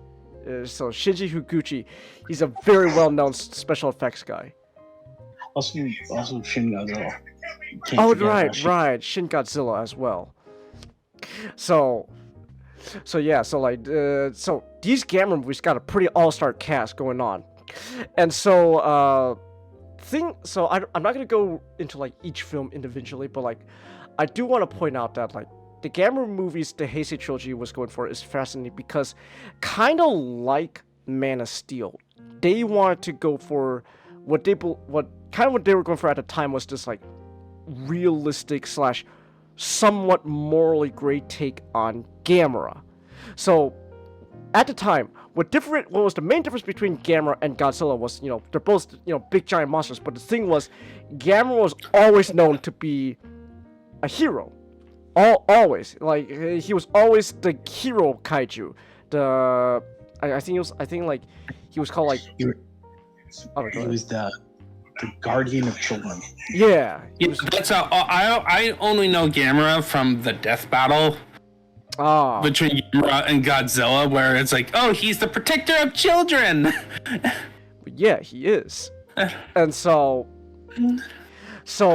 it's kind of interesting that then Kaneko, Ito, and Higuchi then decided kind of a similar idea. What if we try to do a more realistic, morally gray take on Gamera throughout this whole trilogy? And it's fascinating. And I feel like, and what's interesting about Gamera is kind of interesting how, unlike Man of Steel's reception, people really like, putting the whole, SNYDER cult aside, like, people usually lampost, Man of Steel for his take on Superman, because there's not just talk about the movie itself, like, there's a lot of problems with just how Superman is characterized that people don't like. Like, it's been talked to, because, like, the idea was, realistic take on Superman equals morally gray. So what's interesting is when they did this with an icon like Gamera, all of a sudden, no, people actually were like, no, this is good. This is great. So it's fascinating how, Superman, some icons like Superman or like Optimus Prime, Captain America, they can't really get away with like this like morally gray take. But meanwhile, something like Gamera or Godzilla, that's different. All of a sudden, no, they're flexible. So it's always fascinating to see how, like, Japanese icons are so much more flexible than Western icons. Oh, were you gonna say something, Magic? Godzilla started off as the villain, so it's... Yeah. Makes sense for him. Yeah. But Gamera's kind of the opposite, though, where he started off purely as a hero, and then now they're kind of doing a more morally gray take. But I think I don't know. I guess what kind of differentiates Gamera from like something like Man of Steel, though, is they're not. I guess it's not trying to be kind of pretentious, when it comes to its stuff, like Man of Steel. Because the idea they had behind the Gamera trilogy, was they really want to portray Gamera more as a monster, like an actual like giant. And I'm not talking about like a monster as in like an antagonistic force, as in like an actual like giant life force that's living and breathing, walking around, and the actual consequences that will come due to the fact of having a giant animal walking around in your city. So like it doesn't. So like the idea, like it doesn't matter if Gamera's intentions are pure or not. Like there's still gonna be a lot of collateral going on just because of his size, and that just ultimately goes back to how kaiju and monsters are portrayed in Japanese media. The idea that most of the time there's kind of this like tragedy to them. The idea that these monsters are just too big and just living in an era that's just not meant for them. So they kind of want to go that direction with Gamera. And then as this trilogy continues, they then also start going into the idea of Gamera more and more, somewhat becoming morally gray, because like, so like the idea was like, so also Gamera as the guardian of children stuff is still somewhat here, in this trilogy. So there's this whole plot line of a young girl named Asaki, who basically she forms this like bond with Gamera, almost like a symbiotic bond in a sense, and that's kind of their spin of like his relationship with children, and how as both Gamera and this girl grow up, the more their connection and this moral grayness starts getting, toyed around with, until by the end of the second Gamera movie in this trilogy, Gamera's connection with this girl and child and just humans in general is seemingly cut off. So by the time the third movie rolls around, Gamera is not so much the guardian of children, he's just the guardian of Earth. He's not so much there to protect humans, he's just there to protect Earth, regardless of humans. Like the idea that the planet is more important than its inhabitants. And it's kind of interesting. And then, but then what's fascinating though is that at the end of the third Gamera movie, the third Gamera movie's whole like thing kind of revolves around like Gamera being at his most morally gray, like the idea of actual consequences of him and his battles against other kaiju, along with actually touching upon the idea that his connection with humanity has been cut, and like can humanity and Gamera's connection come back? Because and throughout these movies, humanity questions like Gamera, when he first appears, they initially treat him as an antagonistic force because we don't know who Gamera is. He's a giant monster. Well, sure, he's a giant turtle, but nonetheless, he's a giant monster. And it doesn't matter if he's just there only to, defeat the other kaiju. He's still causing, a lot of chaos and casualties just from stepping around. So, by the second movie, Gamera's relationship with humanity has kind of come to this boiling point where, like, we understand Gamera's intentions, but we still gotta address the fact that, nonetheless, he still causes a lot of damage. And the third movie... That's a lot of damage. Exactly. And by the time of the third movie, since Gamera has cut off his connection with humanity, now he doesn't care about, essentially, collateral damage. He doesn't care about collateral damage. It just cares about protecting Earth from these other kaiju. So now humanity has no choice but to treat Gamera equally as antagonistic because he doesn't give a shit about humanity. Even by Gamera 3, the human element is kind of seen as burned because the little girl in that film is the indirect cause of why the antagonist becomes such a big threat. Yeah. Yeah, so it's so like these movies really did, so like I think that's also the thing about these movies, like unlike Man of Steel, like they actually commit to their idea of like actually questioning like a quote realistic take on Gamera, like Man of Steel. So it's interesting. I also just gotta say, like, also this is peak tokusatsu. Like the miniature effects going on, the special effects are fantastic. I will say though, I think it is especially apparent by the time of the third Gamera movie, because this is around the time where like Japan was starting finally to play around like computer generated CGI in their movies and stuff, and green screen effects, and it can be a little rocky, not gonna lie. It can be a little shaky. I've seen Godzilla 2000, and yeah, it could be a little rocking when it comes to green screen effects and CGI and all that. But the actual like miniature work going on and just overall special effects is great. Shinji Higuchi really is like the GOAT. He and everyone else is carrying these movies. Like, this is an all-star cast going on here,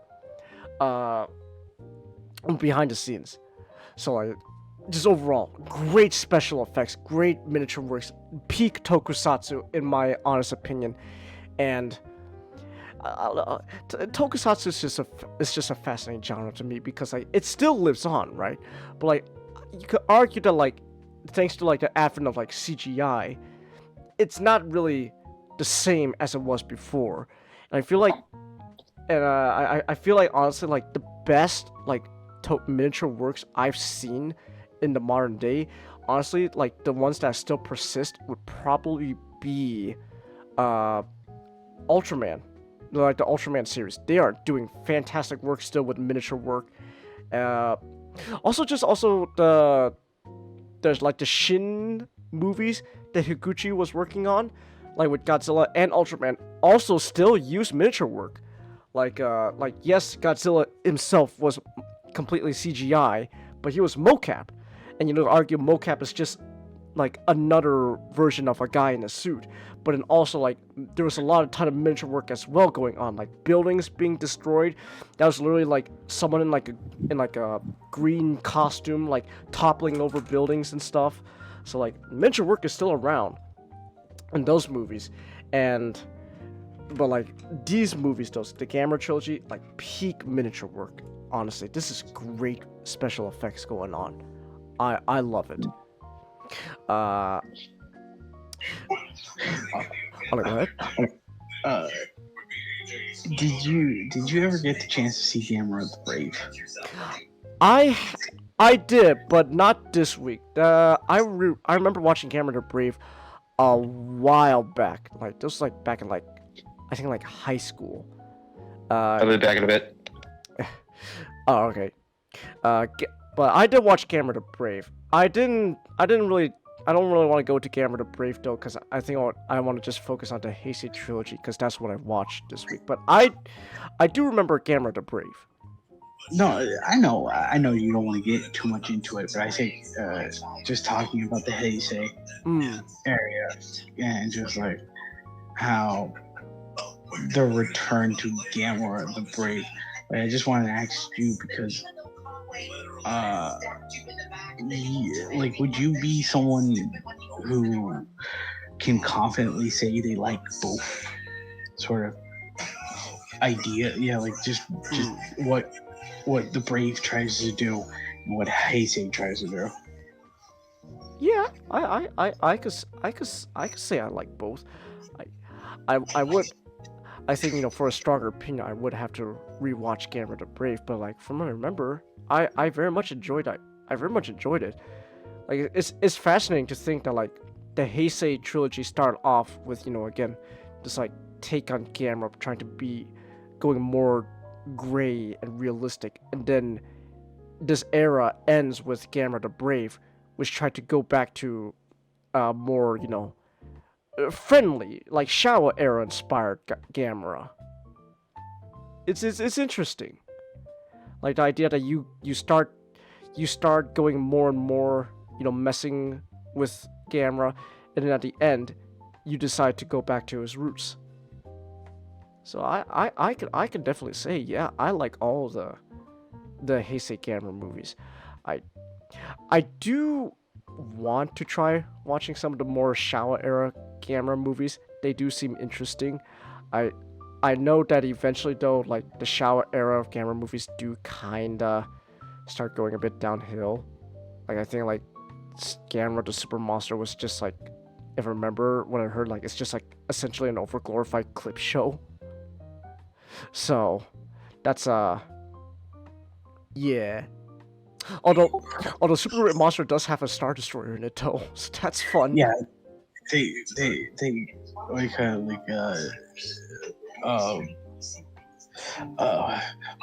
what's the company? Yeah, Daiei Film. They won big at the Industrial Lights and Magic giveaway, because they got a Star Destroyer, they got several other Star Wars props. Yeah, so it's kind of funny that like the last thing camera ever fought in the Shower Era was just a Star Destroyer.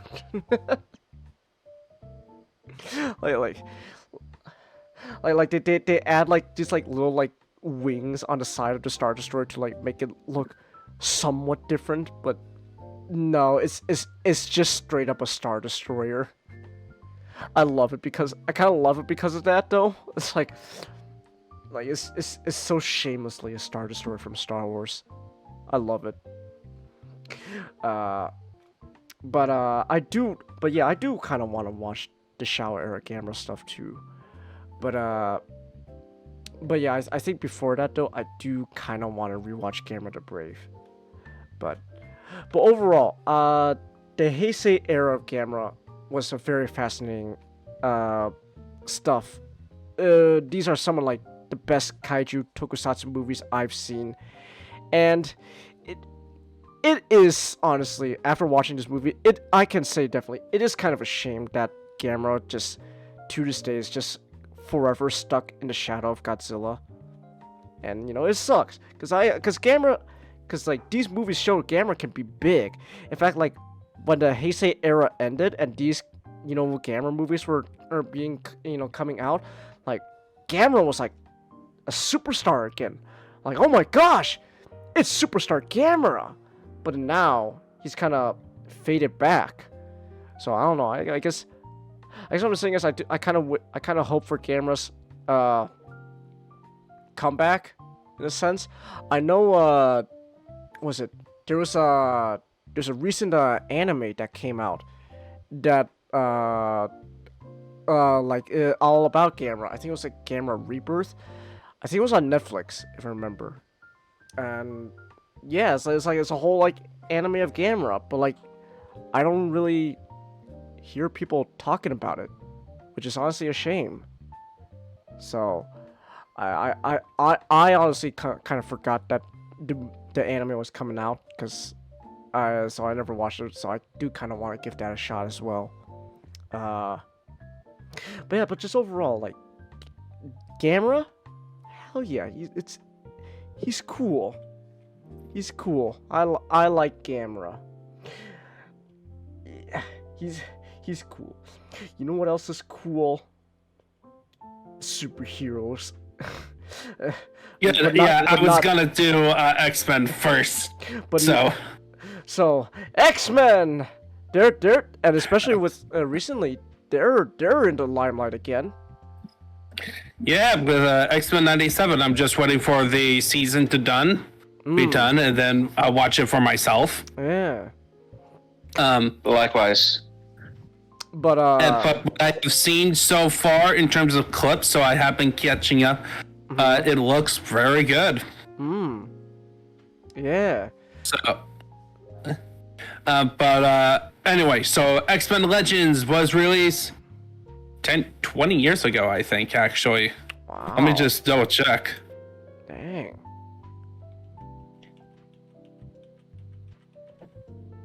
Oh, come on. I want X-Men Legends, not X-Men Length. Oh, okay. No, 2000. No, it released on this year. Yeah. But the Engage port was done next year. Ah, okay. Don't worry about an Engage. Nobody knows about the Engage. All right.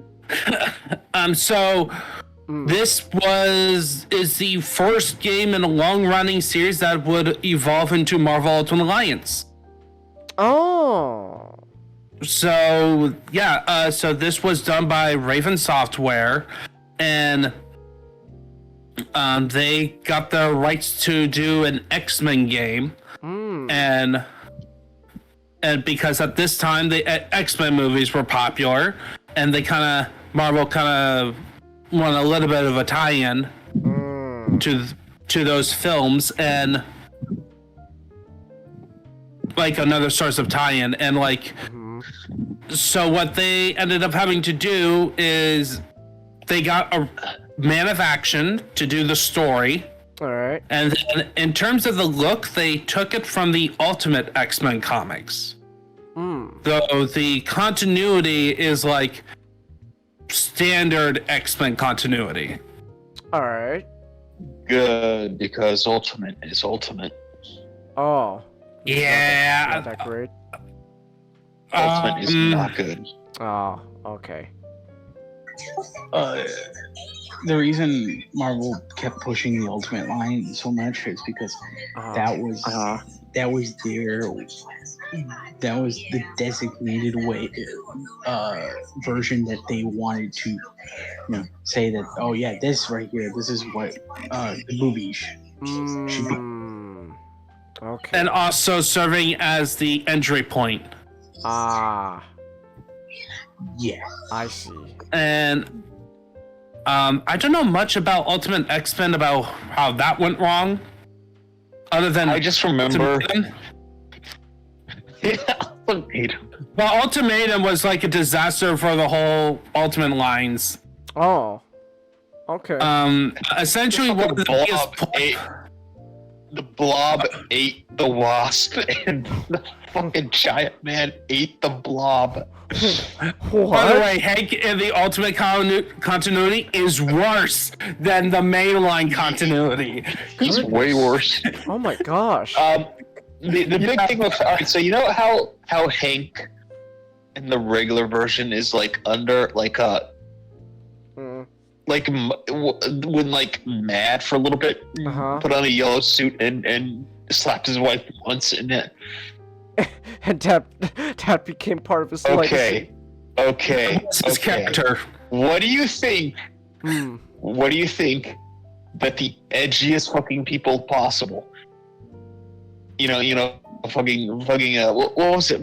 Fucking Mark Millar. Yeah. In the 2000s would do with that. I don't know. Just make it even more. He has abusive. ants fucking just quiet. He has his ants attacker, and like Swarmer, like biter and shit. Yeah. As soon as she finds out, so he finds out that Wasp is a mutant in this continuity, and goes insane. Oh my gosh. What the? Yeah, like inferiority complex to the max. Oh my goodness. We talked about fucking.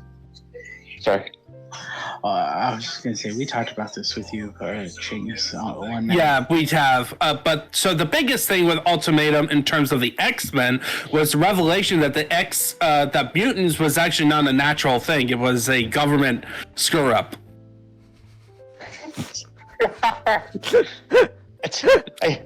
And Magneto once he found a shotgun and unalive himself. Okay. What? Oh yeah, and Wanda and Pietro had Wait, inside who killed sex. himself? Magneto. Oh yeah, fuck that happened. Oh, Magneto did? Wow. Yeah, he shot himself. Wow. Damn. Yeah. So yeah, also Nightcrawler drowned because of a mass flood. So the guy who could teleport up in the air got drowned. Like died. Cyclops was shot in the face. Look, Ultimatum was a stupid event. Yeah. It basically served to just like we were just listing. And I thought we were just listing off the stupid shit. Oh yeah, don't worry. I don't know a lot about the other stupid stuff in the X-Men book itself. Me neither. Man, I'm kind of scared. I know that Deadpool got changed. Okay. About all of this. None of it is worse than Beast's really shitty Steven Seagal haircut. That's the true tragedy. Oh, okay. He had a really shitty Steven Seagal haircut. Oh, Beast. Why? Wait, are you talking about Beast? Ultimate Beast. Yeah, probably. We trust. I remember the crossovers with Spider-Man. We trusted you, Beast. Yeah, they changed his design a bit to make it not like that. He still has a ponytail, but I hate that. You don't like Beast with a It doesn't look good ponytail? on him. It does not look good. It does not look good on him. Aw. Yeah. but he still has like his more classic hairstyle, Okay. like like that's what they went with. All right. It looks fine. But anyway, so what is X-Men Legends is? So it's a game where it's a mixture of Diablo. It's an action RPG where you pick 4 characters, All right. a party of 4, and you go through a story, go through dungeons, beating up bad guys, and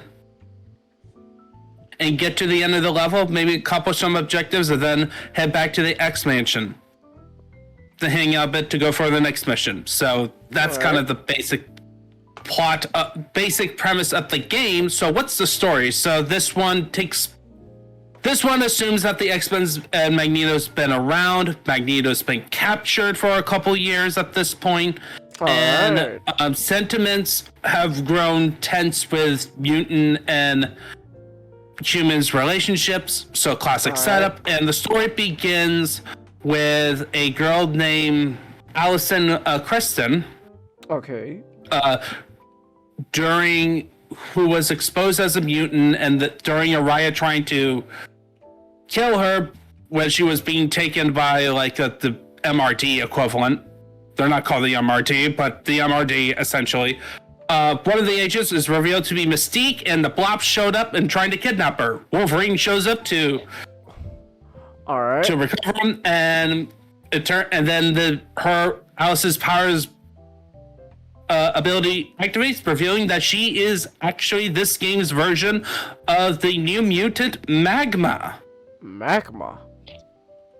What, Blob didn't try to eat Magma? No, Magma, who... You and Blob eating... Yeah, I'll show you what... Wow. Your Mutant Magma... I'm gonna... Alright. Ooh. Actually, no. I want to show her the first time she showed up on a cover. There. Oh, okay.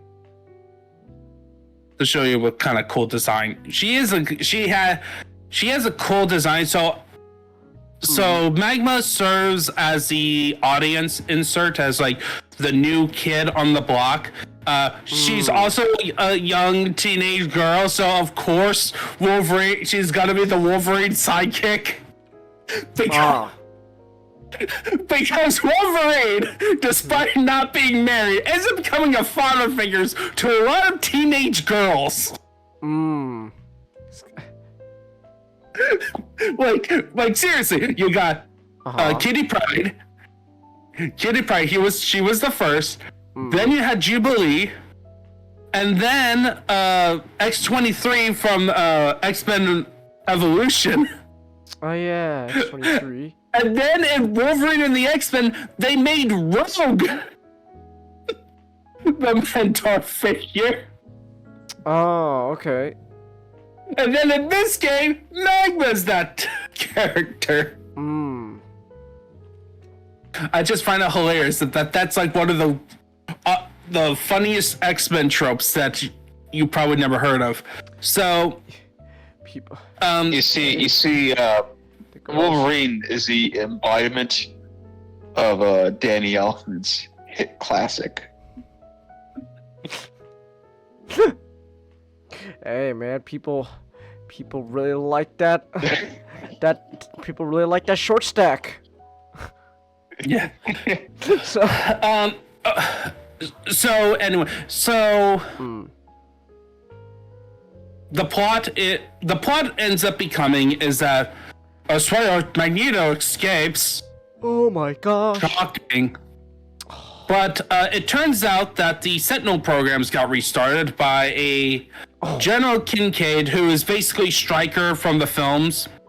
All right. But original character OC Do Not Steal. He's just another general whose wife got killed by a mutant. Oh. Who now hates mutant and wants to genocide him with sentinels. Oh, lovely. But it's not Strike. So Don't essentially what you find out in the plot is that King Cape basically instigated a human mutant war. Oh. So that he can wipe out the mutants with his new breeds of sentinels. I'm actually finished the level where you expose what his ultimate plot project, which is human sentinel hybrids. Very funny enough, that's going on with the X-Men 97 show. Alright. Except no Genosha being destroyed by sentinels. Oh. Well, Very damn. positive. Dang, what a missed opportunity. Yeah, but hey, Magneto covered the whole Earth in asteroids, so... Oh. Causing global cooling. Yeah.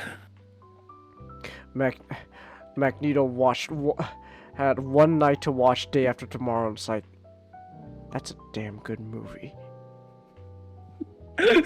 while in prison in the special submersible submersive aircraft carrier, they had him forced to watch Day After Tomorrow. Because they used him as basically a battery. Little did he realize he would actually like that movie. It's like, oh no, we screwed up!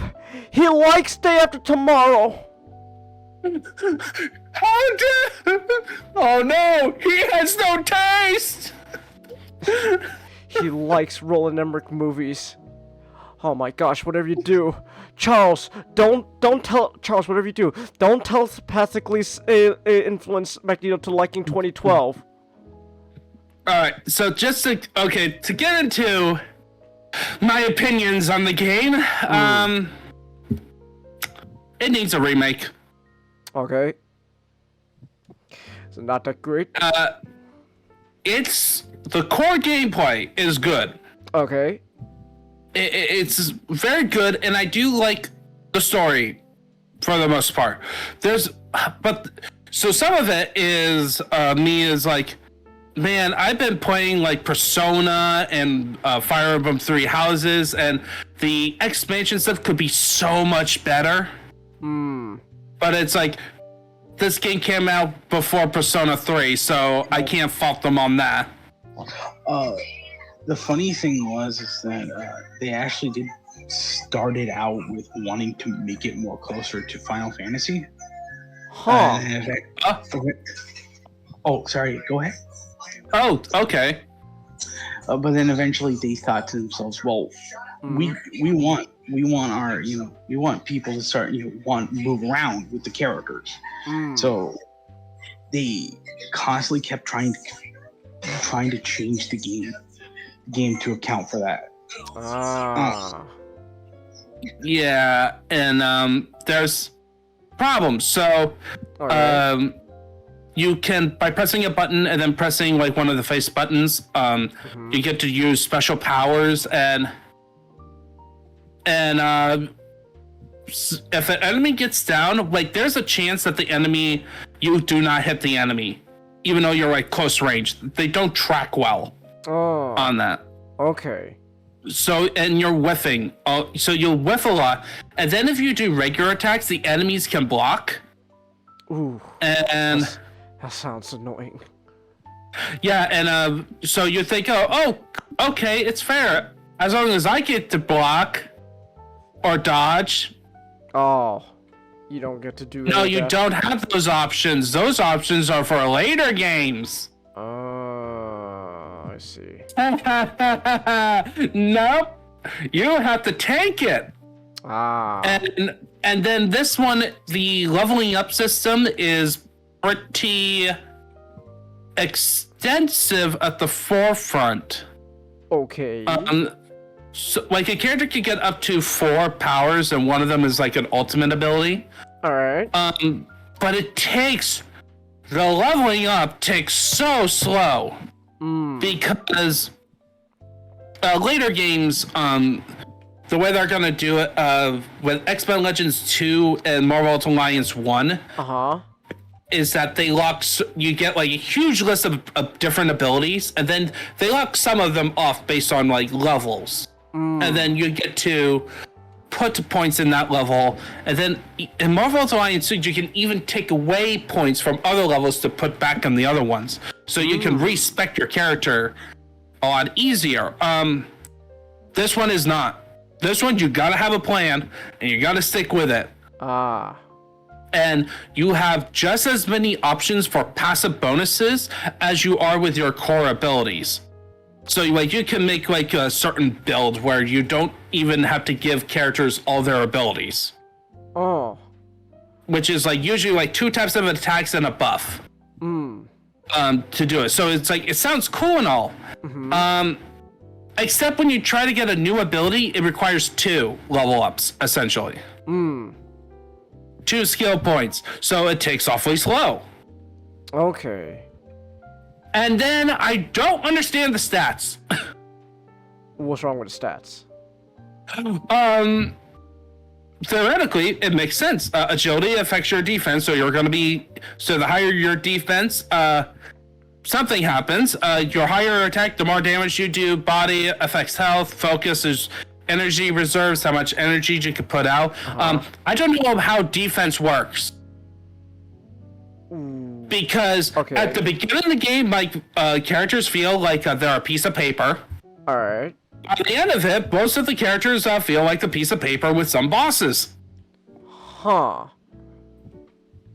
So imagine this one is on. I've been playing through a difficulty on basically normal, like the standard difficulty that is played on, and it's super hard. Why is it hard? It's actually inconsistent in hardness. It's not like the Souls games, right? Where it's tailor-made to be hard, but it's enough to give you like a fair challenge, so that if you're skilled enough, you can be like the master skilled. No, this is not that game. The way they do it is that how you get healing and energy recovery. All right. This is the only game in the series where they use potion system. Okay. And the potions, the way it works is that you get potions, and then you hit the button, and then your potion slowly fills up to a certain point. Same with the energy. So you can potentially accidentally overspend it as it slowly charge up, or during your healing, you could get knocked out by the enemies. And but that seems like a fine system, except the drop rate is inconsistent. Okay. You can tell which levels are designed to be a cakewalk and others to be the most painful time playing the game. Because they just restrict the amount of potions you get. And then you think, oh, okay, maybe you get to do a shopping system. Yes, you do. By the time you do like the 3rd dungeon, which is you go visit the Morlocks, you get access to Healer. Healer is your potions guy. All right. It costs a lot of money, and guess what? That is also a resource. Okay. That can be stingy. And then here's another fun thing. So there are mechanics in the game to encourage you to play with multiple X-Men. One of them is that if your X-Men gets knocked out, the next whatever extraction point, you can switch them out, or you can pay money to revive them. Here's the following rates. Okay. 200, 800, 1800, 3200, based on level caps. Okay, so they get pricey. Yes. All right. And so guess what? Guess what could happen? What? You want to guess? And by the way, if you switch the characters out, they don't heal, and they get a very slow level up, like barely a level for every 3 levels the people in your active party get. Until later in the game, where all the levels are basically equal all of a sudden. All of a sudden. Yeah, all of a sudden, yeah. And then they managed to make Sentinels the most pain in the butt enemy to fight. Uh-huh. And some levels there's one level you have to battle a bunch of them in New York streets, and there's a lot of them, and you have to battle them 2 by 2. And no matter what, no matter how much points you can put into it, all it affects is your damage output, because the amount you take in by some of their attacks, which you can dodge, but if you're unlucky to not catch the attack earlier, that's like 3/4 like 95% of your health gone. Oh, lovely. They see more potions. And guess what happens? Those are the levels that potions become scarce. Okay. But then, other points in the level, it is super easy. You can wipe out bunches of guys with like abilities, so you get that catharsis of like unleashing your abilities that you level up so hard, like Storm's lightning bolt that changed from a single lightning bolt to a lightning bolt that changed into a bunch of other things, wiping out a bunch of them at once. Right. Okay. Or when you fight the Sentinel hybrids, like you can level up to a point with Colossus that he can almost one-shot them with like a punch. If you build him right. All right. But then you fight the spider robot, the spider sentinels with the gun. That's the only character that will confuse your controls if you get hit by certain attacks. Okay. And then it shoots a gun repeatedly, and it can melt your health bar, despite you having a high defense. Oh, that sounds fun. Yeah, so this game is a pain to play through. I see. Like, I'm almost done with the game. I'm like 2 more missions. All right. And then you know what's this? You also can level up using the danger room, which you can do some challenges to get more stuff. But you know what's the sad part, knowing about this? What? No new game plus type feature. Oh, damn. So once you're done with the game, you get There access any to special mods? costume. Oh, what's that, Mystic? Are there any mods? It was not released on PC. Ah. Are as there far any as I know. mods for the pirating? Probably. But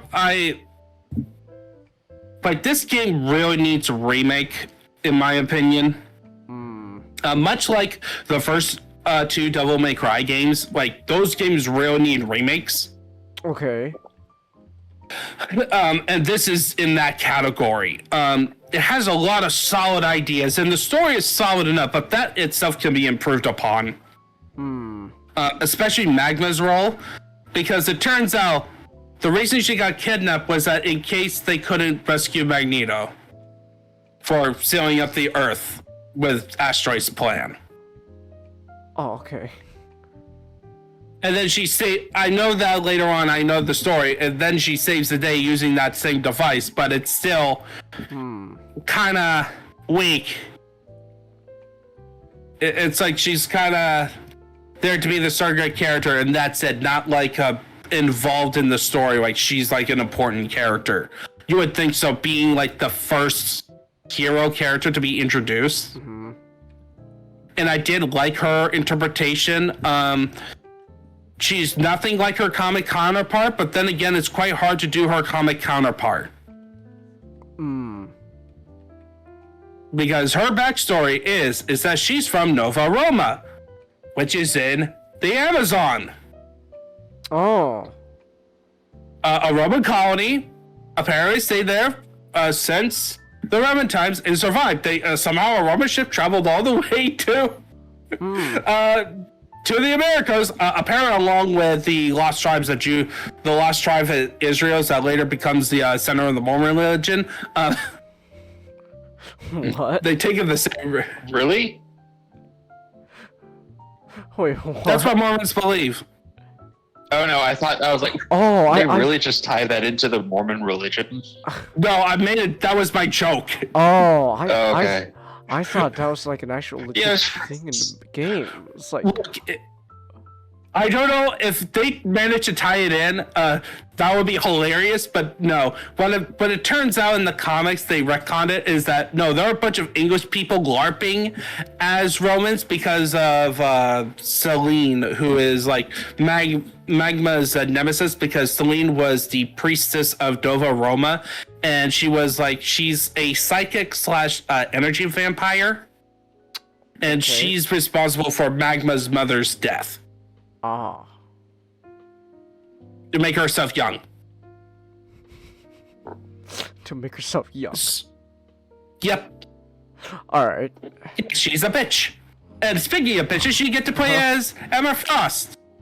And you think you could turn on her diamond form and she looks like a diamond. No, it didn't. They didn't change the model for the diamond form. Like, seriously, you literally have a secondary power called diamond form. What the hell? You really don't like Emma Frost. She's a villain.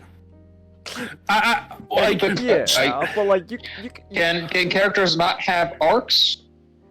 No, I'm saying like okay, but like she's I was talking to Judd about that one.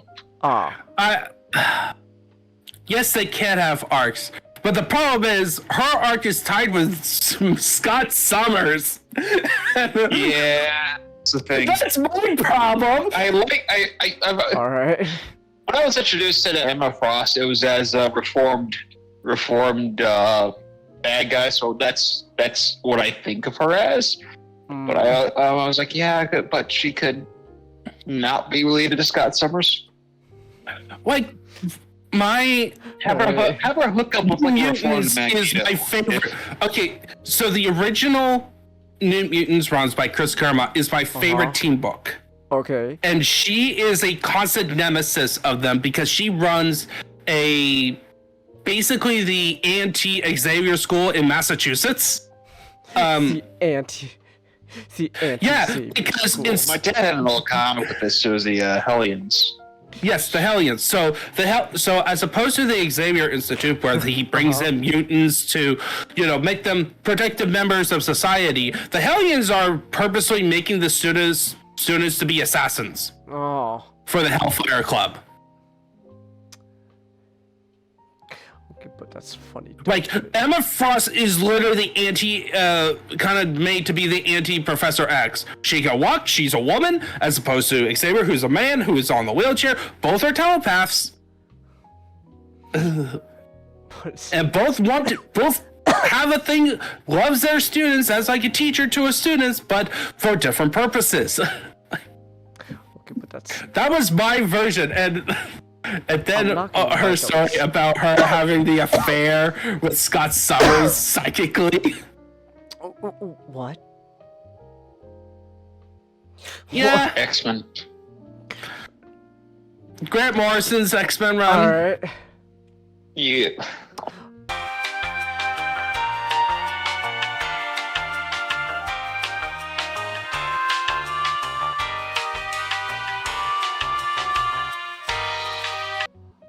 Oh fuck! Oh my gosh, how long has that been going on? Oh, I'm so stupid. Okay, thanks you for telling me, Junpei. Gosh, I'm so stupid. How did that happen? We weren't muted before. Is it the whole podcast? No, it wasn't the whole. No, it wasn't the whole. It shouldn't have been the whole podcast. No, I don't think it was the whole thing. Oh man, if we did it. If we did, I'm just gonna take this podcast down. Like, I'm not gonna allow I'm not gonna allow a silly mistake like that to happen. So, I'll just. Yes. Yeah. That sucks. If it was the whole thing, I don't know. I hope it wasn't. You checked the last 3 minutes of the timestamp. Okay. Okay, no, I don't think it was the whole podcast, but still. Oh my gosh, that's such a That's such a fucking, like, actual fucking real retarded mistake on my end. Goodness. I bet my segment was muted. Oh my gosh, I'm sorry, Ninjato. That's my fault. It's okay. It's okay. So, oh my goodness. Actual retard move there. Holy shit. I may have to just redo this topic if need be. Mainly on that, I think I do want to go into more deeply, maybe like another stream, go more deeply into the history of the Vikings. Because there's a lot of fascinating stuff in there. Like another contradiction, do you know how people stereotypically think of the Vikings as all about freedom? Yeah. They're not. Well, yeah, yeah, because it's run by slavery. Like they were basically the slave trade. Ah, I see. Wonderful. Yeah, and then the book kind of goes into like their massive influence and how it affects all politics in Europe. And stuff like famous Normandy, England got heavily hit by them. And then, of course, there were scares even up to the second stage. Oh, first time. Sleepy Hazard. People. There are some associations. It's more like, yeah, you got that the raped and pillage part, but also just the ideology of the Vikings of like personal freedom, and like fighting for glory. In that part is like and also the way they kind of run their societies. Part of the reason why the Vikings were so freedom loving is because they were the guys who left because Scandinavia was going through a large series of wars and unification. During that time period. So they're like the guys who cut like from people going from Europe to America, or like the cowboys. They're just trying to get away from the. Okay. Yeah. You know. Yeah. So, yeah, that was partially because of that. When they were doing the selling part, at the beginning, the Vikings was more just grabbing for profit, and then it became more of settlement and that phase. But what happened with that phase? The book used the term hydroarchy, and Sleepy Hazard. It's not like they're the Mongols. He actually closely think of them, compare them to pirates. Ooh, let's go, pirates. Pirates, specifically the golden age of piracy. So what's like how they kind of operated. Like there wasn't much of a like command structure. Like they were kind of free. Like you could join a Viking for like a summer and then just leave the band with no consequences. Now, the caveat is they love their feuds, which is why Iceland didn't become a republic for long. Ah, I see. Because it became a center of a feud, and then Norway kind of brought them under their wing. Hey, it's getting late for me. I'm gonna head out. You're gonna head out? Okay. Yeah, so... Good night. All right, have a good night. Have a good night, Master. And, and then just to wrap it up, the book ended with a description of Ragnarok about how they did believe in, like... one of the coolest things, actually, is that there's a possibility their mythology was tied to a massive event that was a climate event of the world. Oh. Where two volcanoes, one in the Southwest Pacific and one in Peru, caused a major global cooling because they both went active and covered the world in an ash. And which contributed to the already factors going on, and Thimblewinter is thought to be them remembering that event. Oh, all the ash. Because the description of Thimblewinter in the sagas apparently matches what would have been the conditions under this Oh. huge abnormal amount of ash under the clouds. Oh. Okay. Oh, And it wow. heavily affected the environment Mm. during the migration period, specifically around like the 500s. Mm. Okay. Wow. Oh, that's actually interesting. Yeah, like this book has a lot of. I really need to get the hardcover book. I listened to it through Audible and read it for myself, because if this is a book that I feel like I need to reread again and then maybe read another Viking book to compare it to understand like the Vikings a bit more. Though I am gonna be, I think the next history books is either gonna be Anglo-Saxon or my 2-book project on the Crusades. Another Crusade book? I have 2 books on the General Crusades. Huh. One by Dan Jones and then another one that's longer. And I want to listen to both of them and then compare them. Like, because when you're kind of doing history, it's better. You get a better knowledge if you're doing multiple sources. Right. Oh.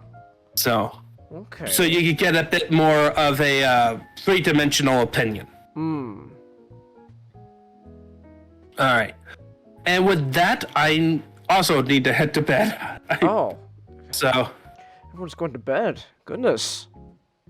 well, it's 1 o'clock. Oh. Alright. We talked a lot about Zack Snyder. Yeah, it's true. I didn't expect us to take that long to talk about Man of Steel. I did.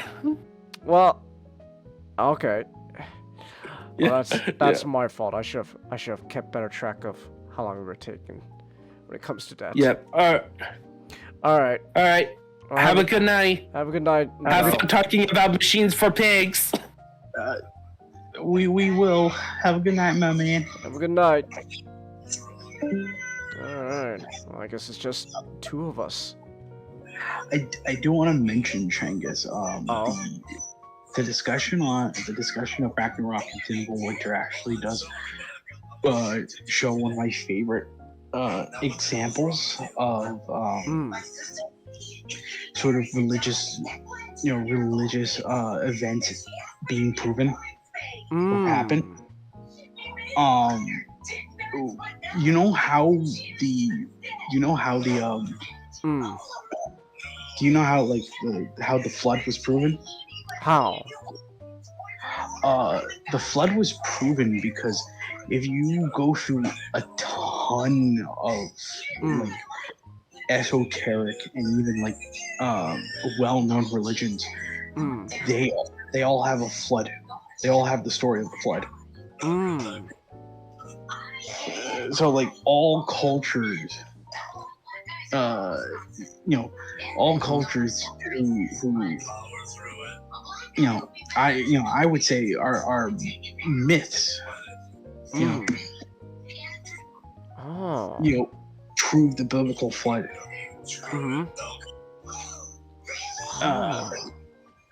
Okay.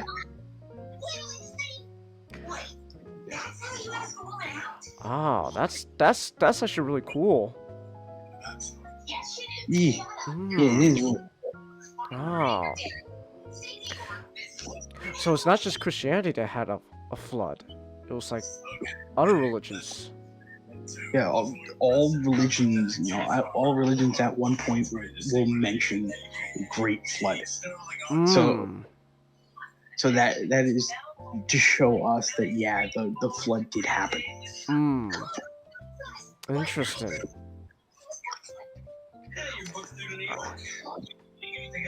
That's actually really interesting.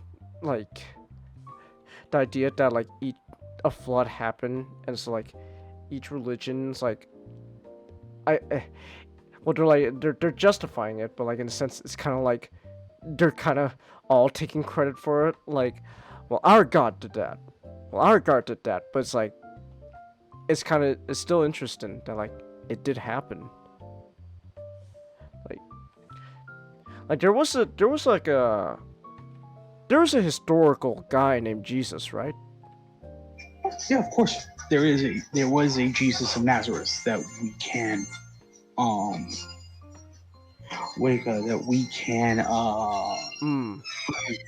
that we can trace back to, because quite literally the Bible is like, some people can dismiss it as a poorly written fan fiction.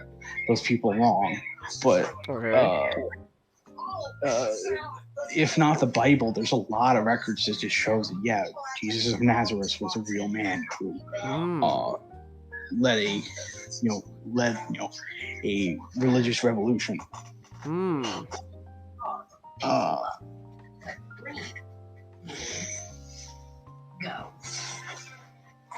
Okay. Oh, that's cool. Oh. Alright. I guess in that case then, since just the two of us, we're gonna be down to the last topic of tonight. So short podcast plus that little hiccup. Alright, so Amnesia. That's I've heard that name before. That's like a really well acclaimed game. Yes. So fictional games is a sort of company based out of Swedish, I believe. I think they're Finnish. Let me just search it up so I can make sure that I'm not a fool. All right.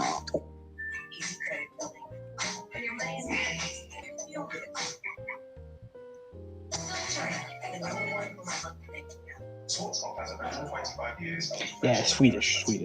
So Swedish. They are they were an independent studio that initially started making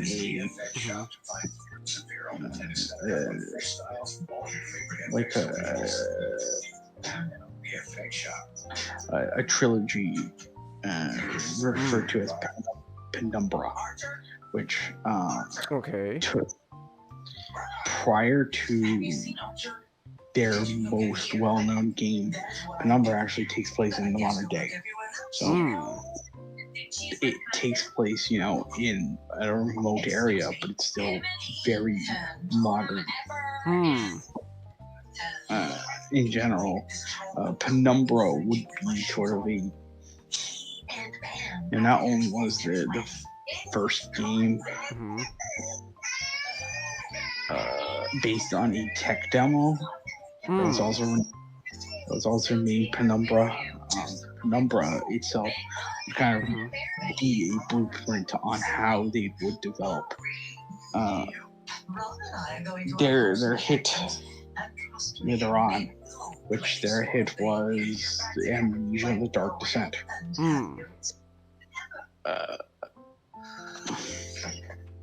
Which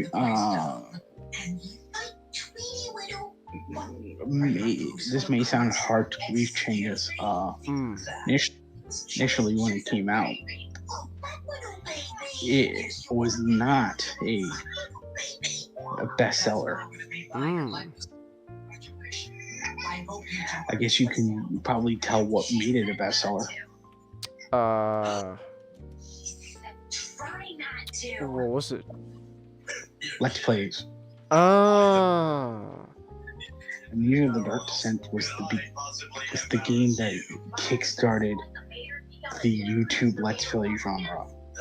Oh, okay.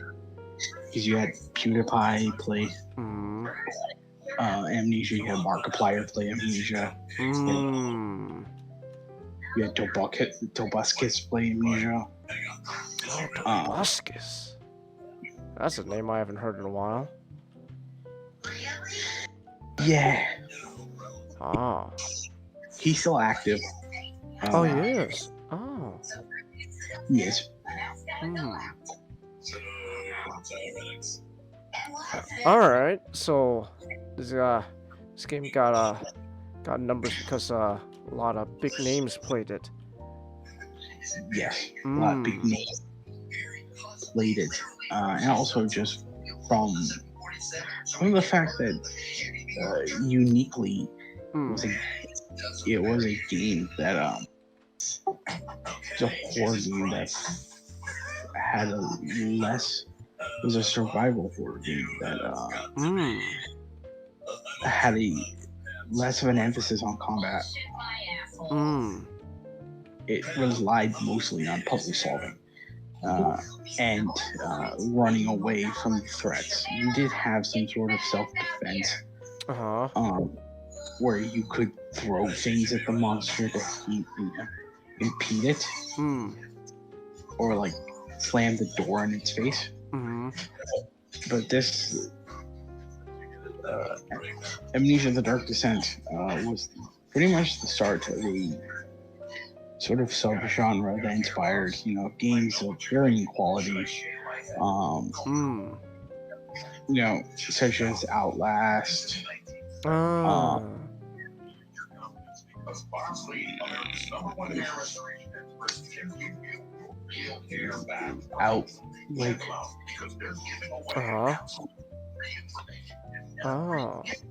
I think there's a several one, but it's like the only thing that's coming to mind is Outlast and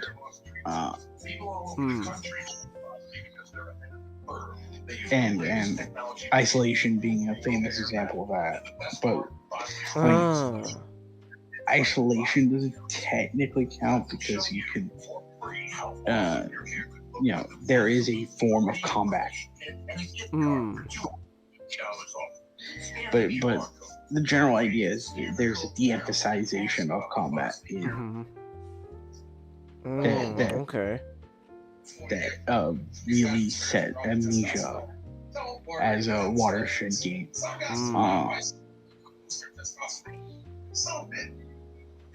I really like Amnesia. Alright. It's a video game that there's a misconception about it that it is a game that has little to no gameplay and little to no story, and those are both wrong. Like I said, it's a game that while it doesn't have combat per se,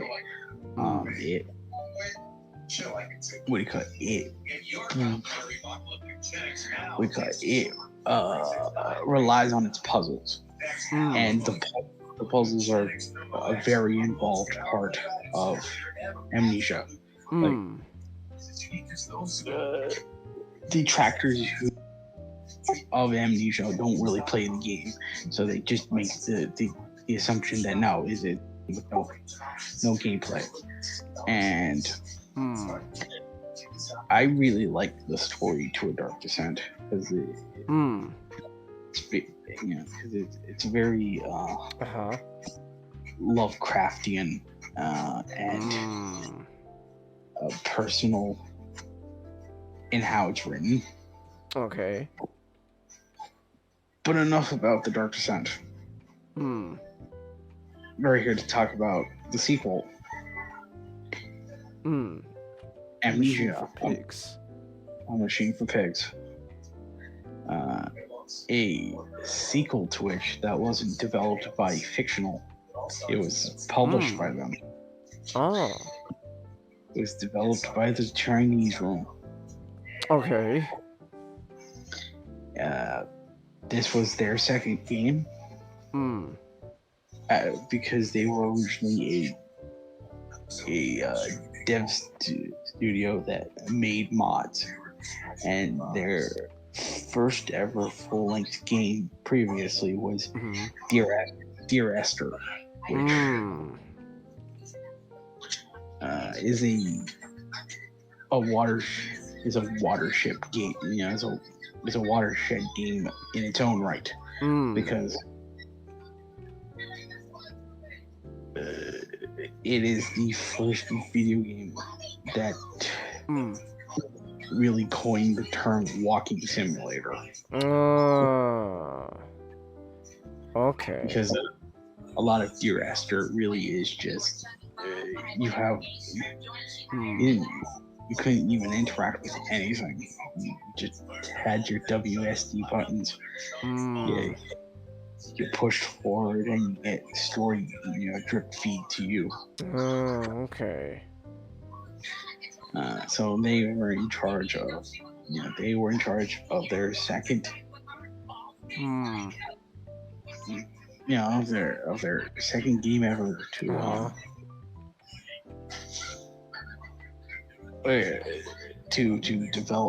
develop a sequel to a critically acclaimed game. So Machine for Pigs was a game that I still remember when it was. I still remembered it was when it was announced. But I remember when PewDiePie announced that it was gonna be a thing. And how he was going to let's play it once it was completed. But Amnesia Machine for Pigs kind of turned into this whole thing of I was excited for it at first. What happened? I was excited for it at first. And then eventually, I kind of forgot about it because there was other things. It released, and several years later, just this week, that's when I finally got to play it. And how was it? It's a game. Damn.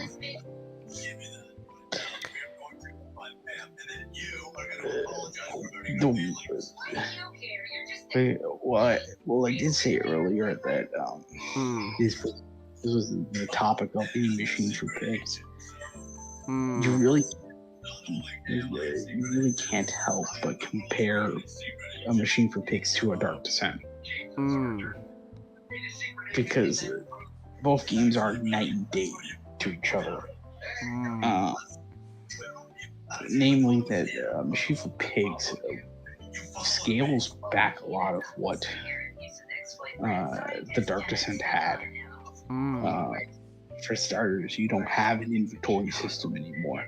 So, unlike in Pre-Umbra and the Dark Descent, where you're collecting important puzzle items, in Machine for Pigs, you don't collect items anymore.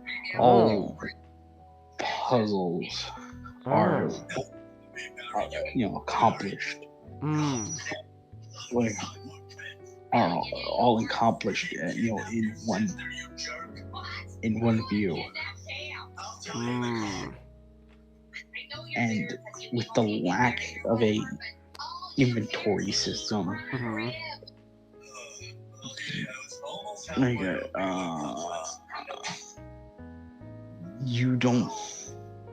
you can't collect important stuff. Stuff that was important for Dark Descent. Because you see, in the Dark Descent, they kind of emphasized, because it was a Lovecraftian game by nature, they emphasized a sanity,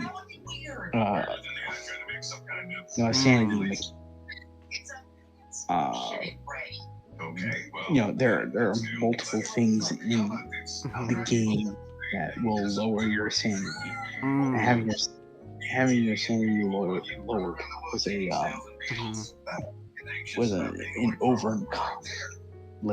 a cumbersome sort of motion. So the game would emphasize, don't be in the dark, because the dark will lower your sanity. when you don't stare at the monsters, because the monsters will lower your sanity. You know, you gotta make sure you're taking your medication and all that stuff. You know, Taking meds. your 17th century medication. Oh. You gotta take them, you know, to fight back the boogeyman. A Machine for Pigs doesn't do that. One of the main mechanics in the Dark Descent is you have a light source in the form of a lantern. Okay. That lantern in Dark Descent had a resource to which you could.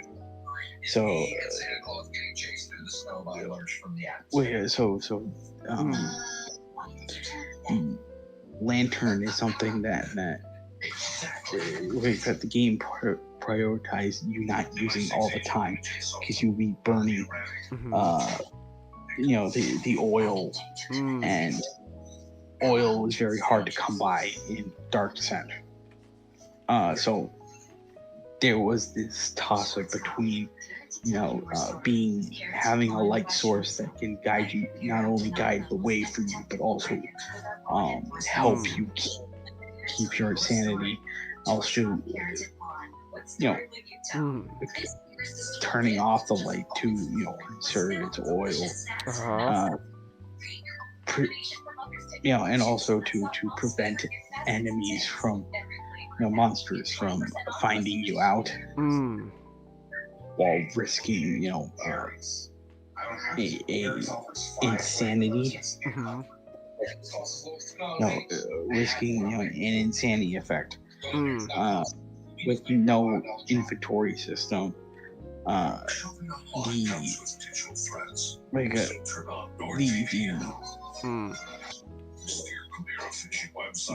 the lantern in A Machine for Pigs. It's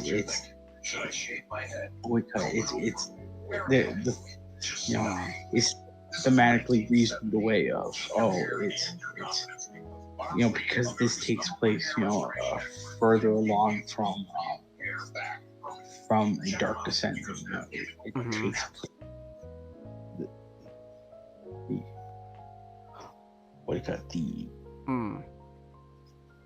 The game takes place in 1899. So. Okay. So the lantern is more mechanical. Okay. So you don't have to worry about you don't have to worry about trying to find a fuel source. So. All right. So it doesn't feel as important. Yeah. It doesn't feel as important. A lot of you will soon learn that a lot of things in Machine for Pigs don't really feel that important. Okay.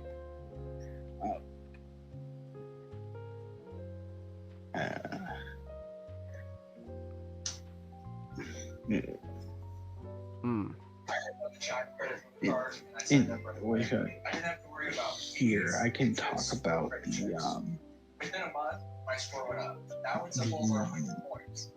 sort of the general synopsis. Okay. So the year is 1899. You play as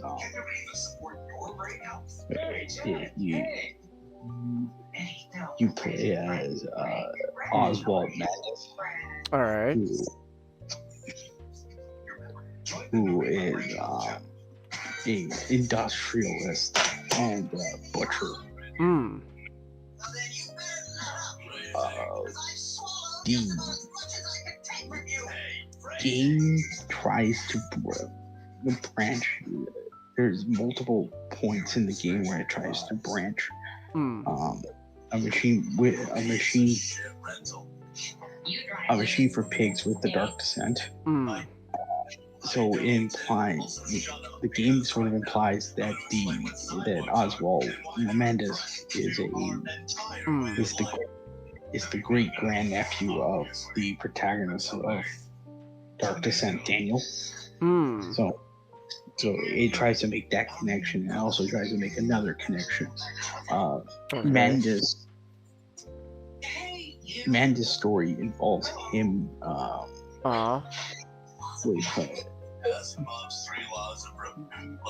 going to a exposition to the Aztecs ruins in Mexico.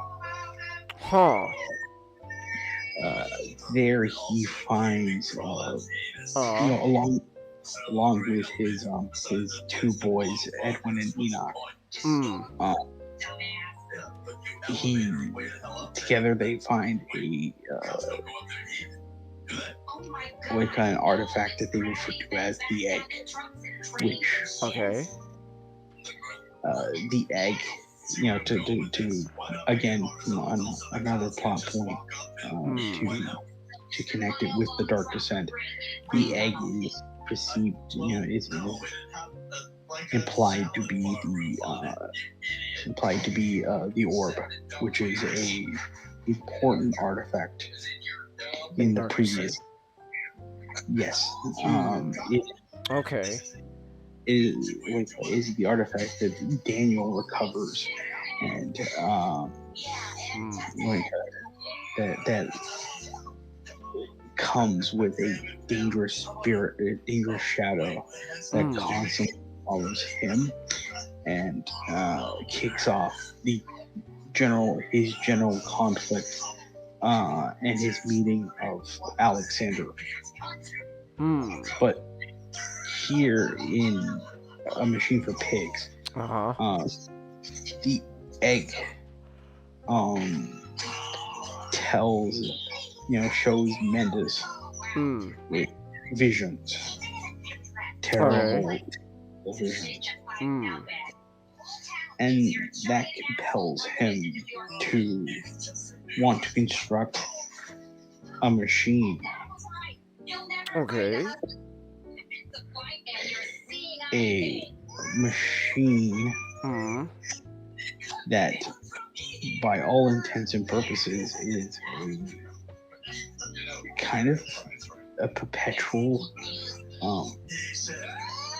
It is a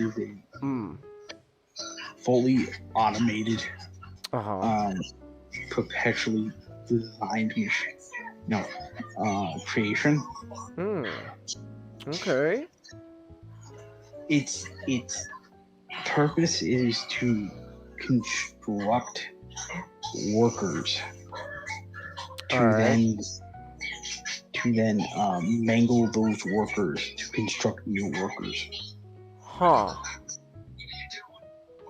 It's like I said, it's a self-automated, self-fulfilling machine.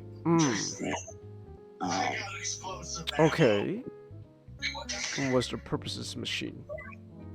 I will get into that. But first, Mandus did terrible things. Mandus did a ton of terrible things.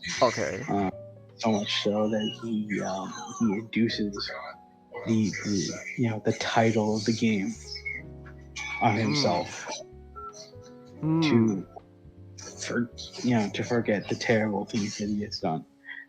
Throughout the game, he is given calls from someone who calls themselves the engineer, telling him that he needs to go into the bowel of his mansion to activate the machine. Because activating the machine will help Oswald reclaim his sons. Alright. Changus, this game has a lot of, this game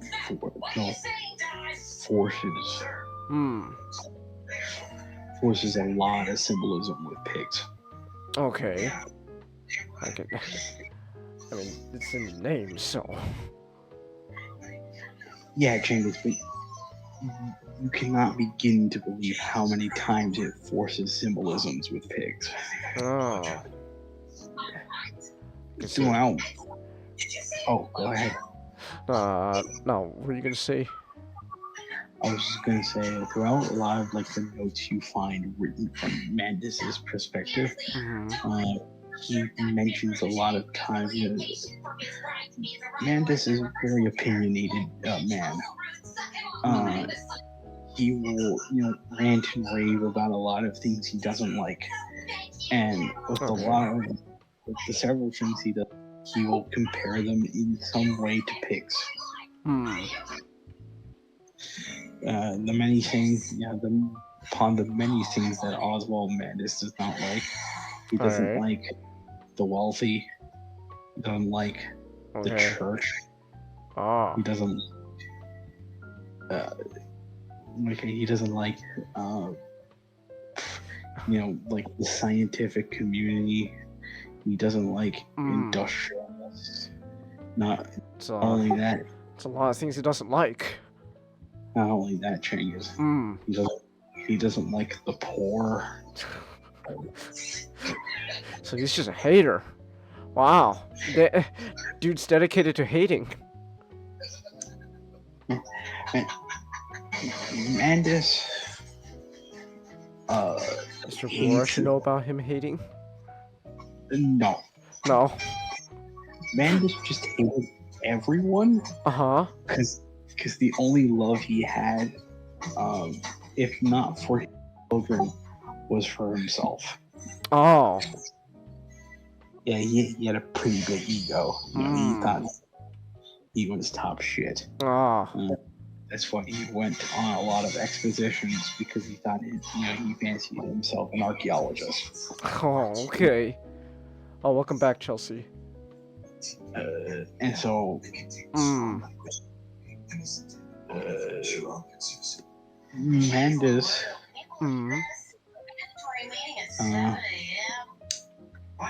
he essentially creates this machine not only as a means of accomplishing the goal, the goal of ridding himself of the terrible visions he saw.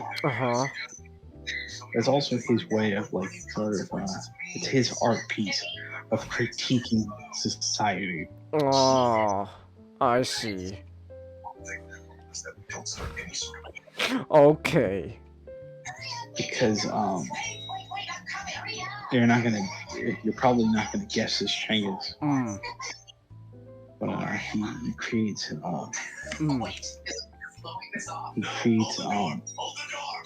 he needs to create workers to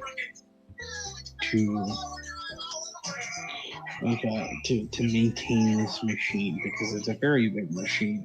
Okay. He built it right underneath his whole estate. Oh, alright. It needs workers to maintain a lot of its functions. Keep it running. Do you want to take a wild guess on who these workers are? Are they pigs? Yes. They're pig men. So he created pigmen to work on this device. Yes. Alright. So not only is the dude a hater, but he also has a thing for pigs. He compares everyone to pigs. He also spliced man with pig so that he can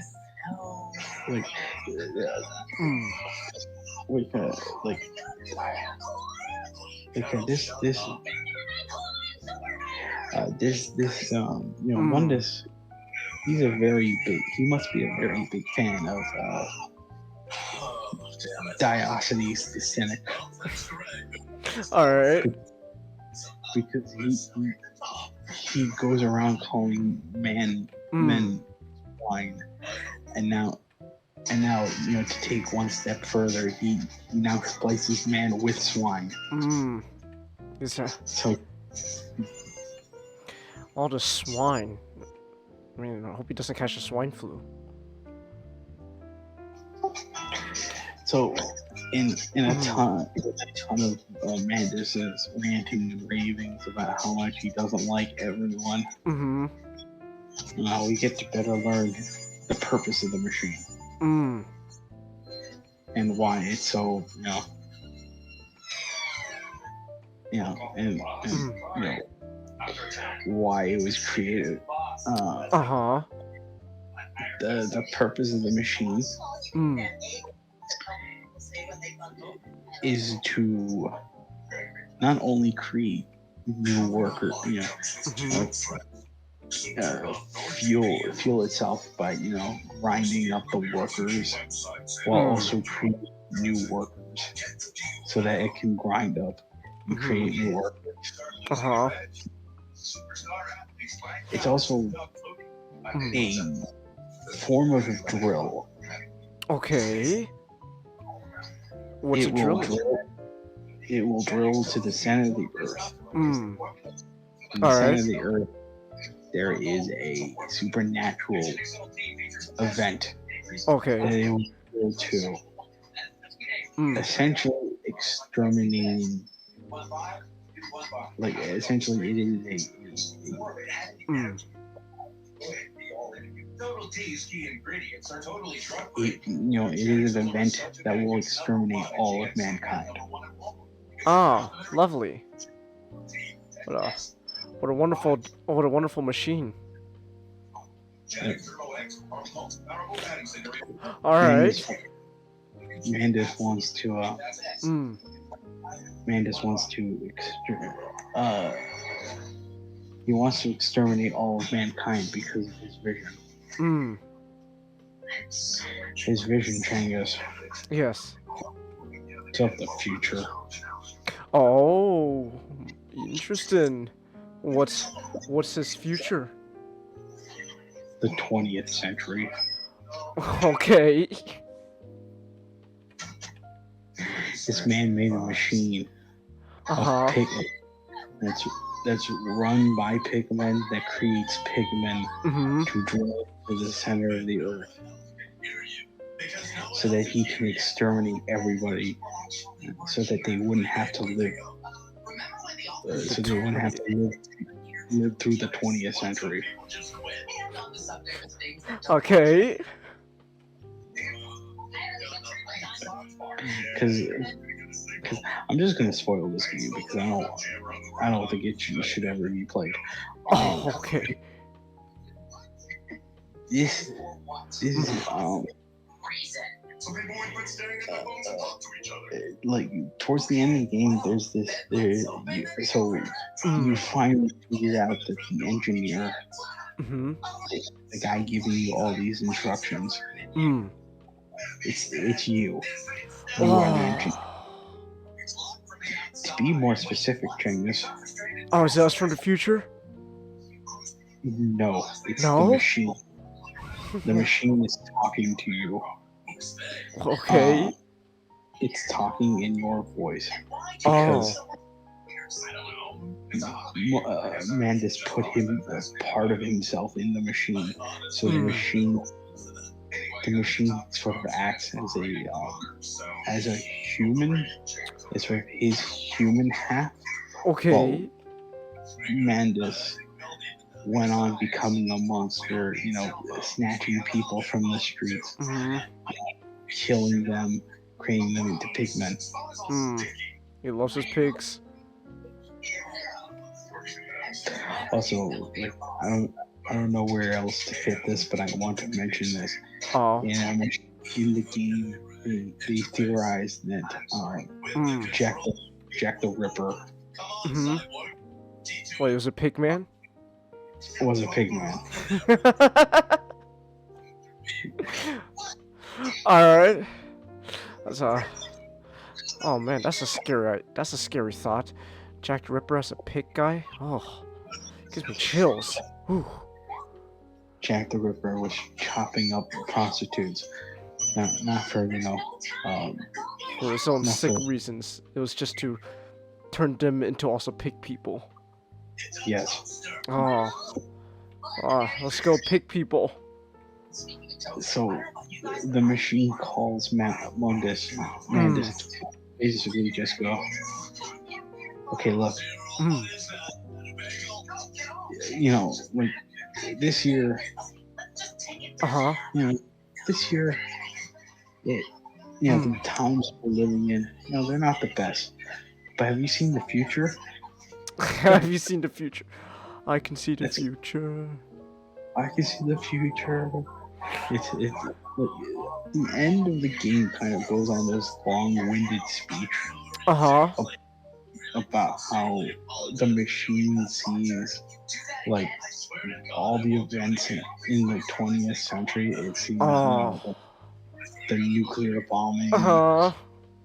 It sees just the Cold War. Did it show the funny mustache evil guy? It didn't show him, but it did mention him. Oh, excellent. That's what matters. All right.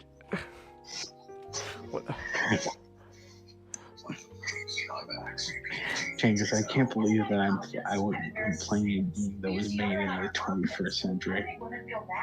That is about a game made on the last year of the 19th century.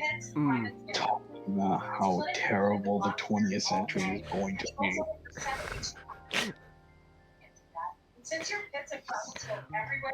Man, wait till they get a load of the 21st century. Now that's gonna be a mindfuck. Ooh.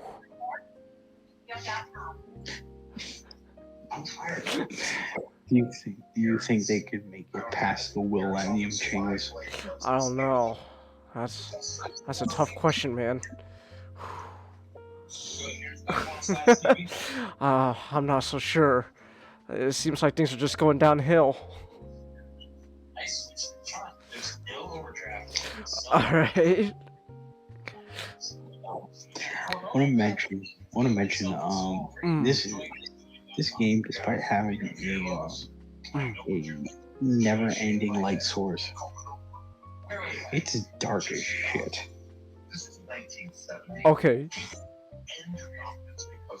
And part of me thinks that is not, part of me thinks that's not intentional. Oh, okay. I just think this game is just really badly optimized. Oh, lovely. Because in The Dark Descent, one of the best things about it is you can stare down a long hallway and kind of just see everything about it. Machine for Pigs has, has fog as a draw distance for some reason. And this is supposed to be the technically advanced game. Oh, it's advanced, all right.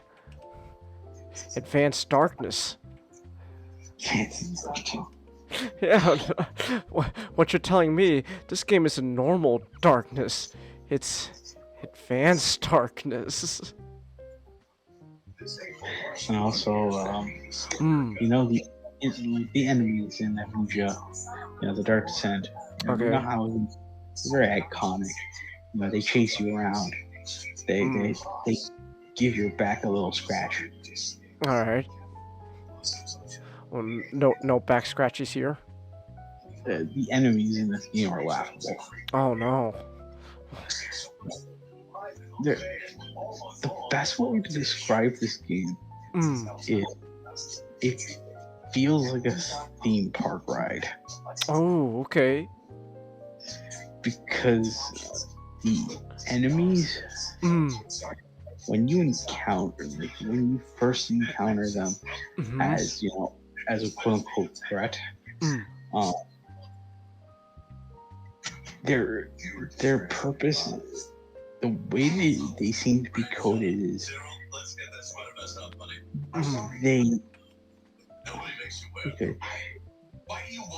they just pop out right in front of you. Okay. And the response that the game feels like you should have is that you should, start running away and start towards the nearest exit. But if you stand back to look at, the monster, Mm. it barely wants to chase you. Ah, I see.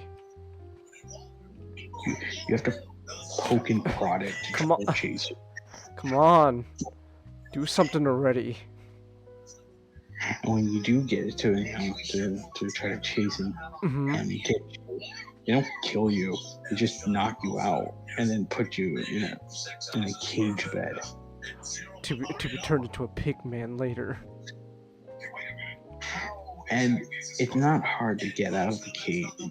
You literally just have to open the door. Okay. And the pig man is already walking back to to the area where it captured you from. Okay. So you can open the door and you can run after the pig man. And it doesn't even react to you just escaping. No. It's just Okay. He's going back. He's going back to its spot. Like, alright. Chang was chasing it. This was an entire game where I had to chase the monsters to get them to chase you. Come on. Do something already. Yeah, if I didn't know any better, I feel like this would be like some sort of deep philosophical point about how I'm turning into a monster. Oh my gosh. Of course. Why didn't I think of that? Not. Gosh. We were the monsters this whole time. Wow. Does you feel bad? Kind of. How can you just say kind of? We're the monsters. Oh.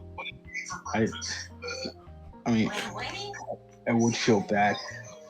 They, if they felt pain, probably don't. Oh, okay.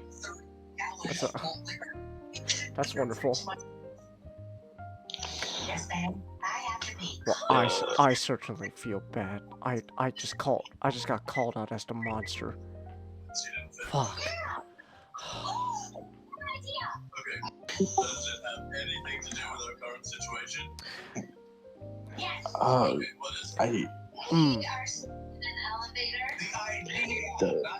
Before you encounter a monster, the game would do this thing where it tries to signal, oh, there's a monster there's a monster close. Oh no.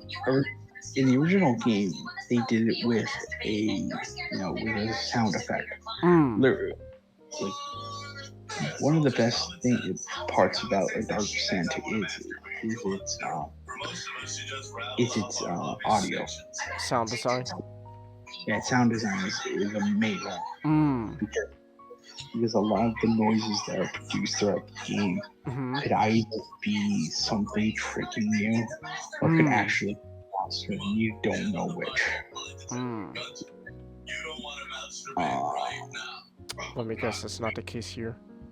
Well, it is sort of the case here. You do get a lot of noises that sound like you do get this is the one thing of Amnesia the game actually gets right, where some noises sound like it could have come from from the environment, or maybe a monster. But what the game also does is electricity will just start failing whenever the monster is around you. So, like, light sources in the area, like lamps, will start flickering, including your lantern. Okay. So it's like, oh yeah, if your lantern starts flickering, it's most likely a monster. Oh no. I already told you how the monsters are in this game. They also try to make it a point where you should put away your lantern, because you don't want to get caught. You want to get caught and have them stare at you. Chills. Ooh. Just hearing that. Gosh. I'm assuming when this game came out, people weren't exactly excited about it. Chase, you be wrong. Oh, people loved this? People loved this game, specifically the story. Why? The running theme of this whole podcast, Changas, is that people like things that try to be surface level deep. And in reality, like when you think about them for more than 5 minutes, they're kind of stupid. I got finished explaining. I just finished explaining to you this entire game about a guy who wants, about a misanthrope who wants to annihilate the entire human race because he's scared of disco. Of disco. But not. The machine showed that evil, funny mustache man's gonna exist. Doesn't that terrify you? We probably should have created a machine to kill Hitler and the crew.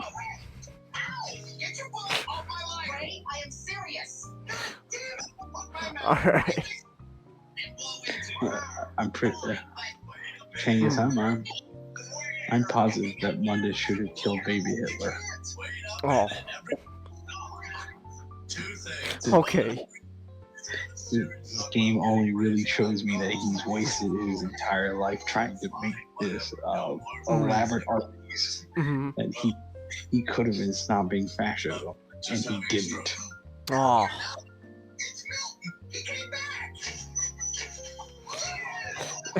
Instead of creating a machine to stop evil, funny mustache man, he just made a machine that told him he's gonna exist, and now he's gotta kill everyone. Alright.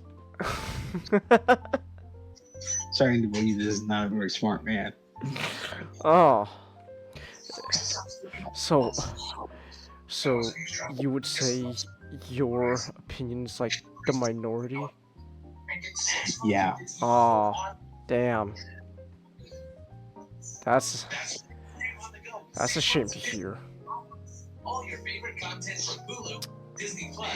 And this is not a good story, Changus. This is. I can tell. Gosh, no, I'm still thinking about the fact that we're the monsters. Oh, it terrifies me. We're the monsters, because we bully our pig workers. Well, and we let artificial pig Jack the Ripper out loose on Whitechapel. Oh, it's horrifying to think about. Gosh. And we created a cult just so that the pigs can have something to worship. It's clinically proven that black odor all day controls odor for 72 hours. Alright. In short, Changus, a machine for pigs. A machine for pigs will only tells me one thing. Vampire the Masquerade Bloodlines 2 is gonna suck. Oh, is it by the same guys? Yeah. Oh, damn. That sucks to hear. Cause I know how much like you guys have been telling me about the first one. Oh, that's like, oh, that's really good. Wow. So those same guys are working on the second one. Yep. It's not enough that the game was in limbo for it was in blood hell for several years. But just knowing that like just knowing that they're that, like when they announce like the new developer taking over, and it's the people who made a machine for pigs, only really tell you, man, this is just terrible. I walk through this tunnel changes, and I'm not excited to get to the end. Oh no. Damn.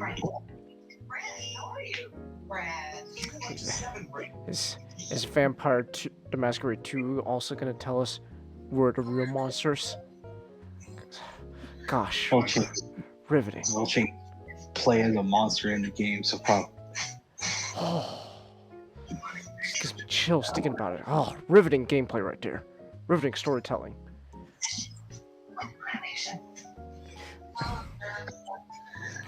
Oh, I can't wait. Ooh. I haven't ever gotten the chance to play Rebirth or The Bunker, which is the two Amnesia games that released after A Machine for Pigs. I haven't heard good things about Rebirth, but I have heard some good things about The Bunker.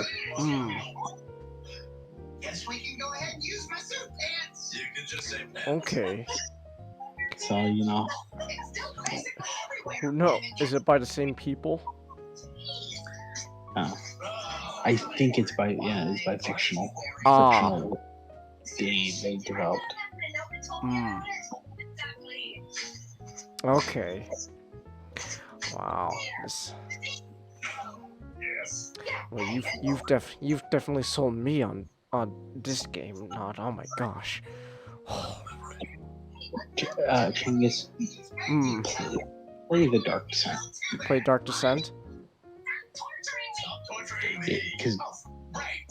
Because the Dark Descent is, in my opinion, a perfect indie game because it's a game that's very innovative and it tells a really good, intriguing story. But deep down, it's a game that extends its life.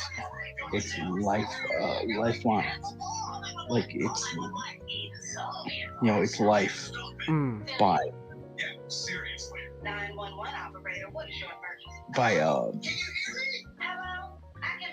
allowing mod support in the form of what it calls custom stories. So okay. People of the community can just if they know how to use the level editor from the engine, they can create their own levels, and people have also just created completely new games just from the framework from Amnesia. Okay. And Fictional just Fictional just fostered that sort of thing.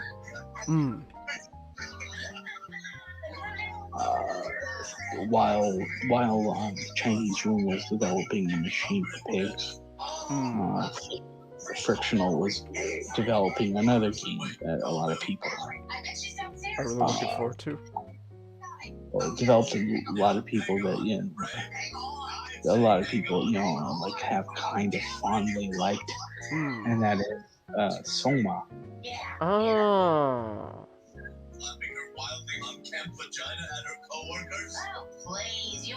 Okay, Soma.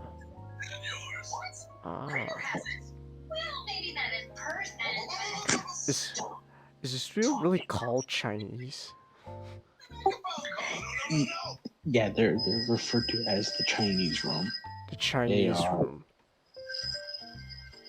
Are they actual Chinese people? No. They're British. They're British? Why are they called the Chinese Room? they're named after John Searle's Chinese room thought experiment, Okay. which is like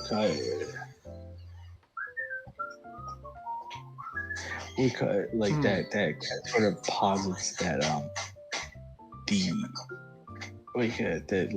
a computer executing a program, it doesn't have a consciousness. Oh.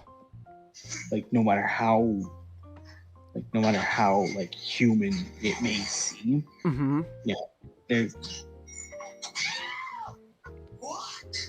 they wake up deep down like that computer is just rehearsing like a set of lines that was fed to it. It does not have any understanding of what is of the human concepts in which it's trying to posit.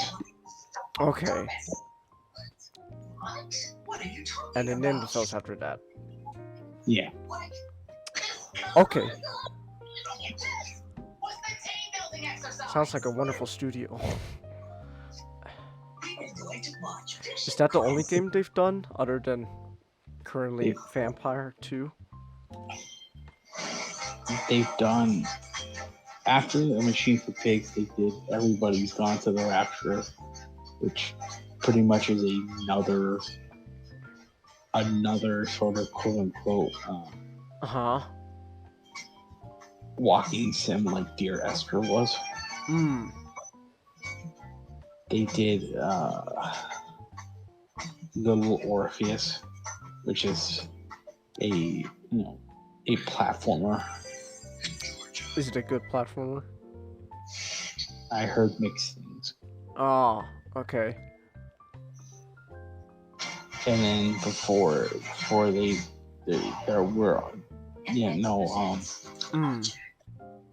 they're developing two games, which is Bloodlines 2 and Still Wakes the Deep.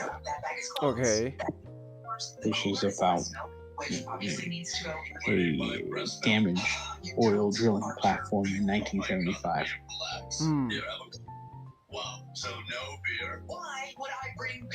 Okay. Did a game called Everybody's Gone to the Rapture? Yeah, Chingus, it's about the biblical rapture. Everyone's sucked up. You just play as the people that didn't get lucky. You get to play as the people who didn't love Jesus hard enough. Oh, okay. Oh, that's great. Does it end in like a Mad Max society? I would love that. I would have loved that. No. No. Damn, what a fucking disappointing game then. Like, all the Christians gone up to heaven, and all the non-believers, they just degrade into Mad Max. At least then, hey, we don't believe in God, but at least we have fun, going all Mad Max with our cars and killing people.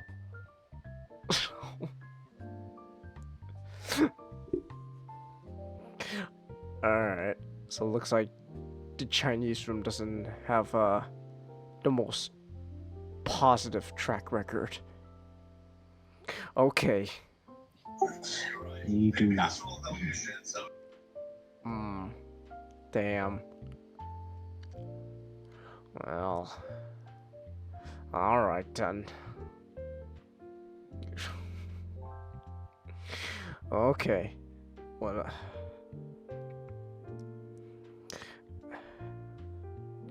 you have like absolutely no faith in Bloodlines 2. I do not. Wow. Alright. Oh, let's see. Oh, I'm on the Wikipedia here, so apparently So it took over. Also, Bloodlines was already in works. Chinese room just took over in 2021.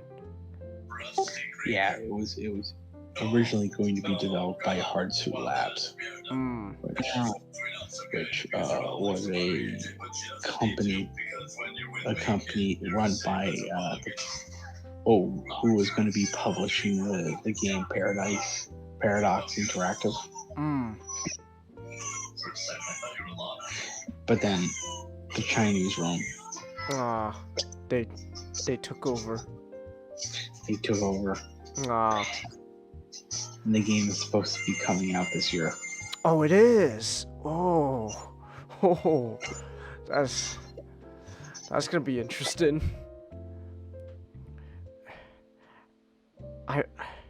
Has there been any news at all about it though? Like we haven't seen one gameplay trailer.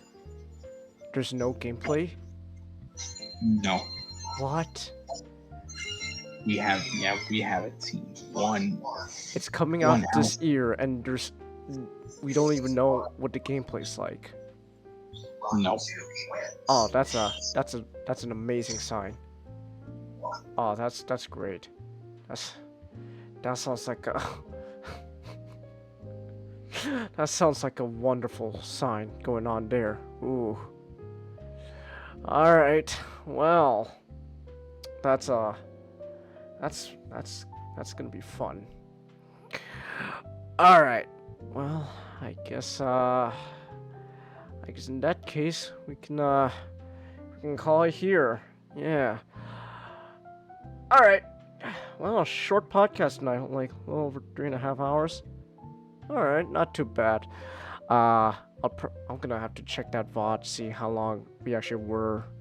There was no audio, because there was audio in the first place. I remember Chelsea said there was audio, and I don't think she's the type of person who would just lie about that. So sometime in the middle there was no audio, so I gotta check how long that was, and I guess depending on that, I'll just like edit out that stuff, so like there's no like, where's everyone talking? So, all right.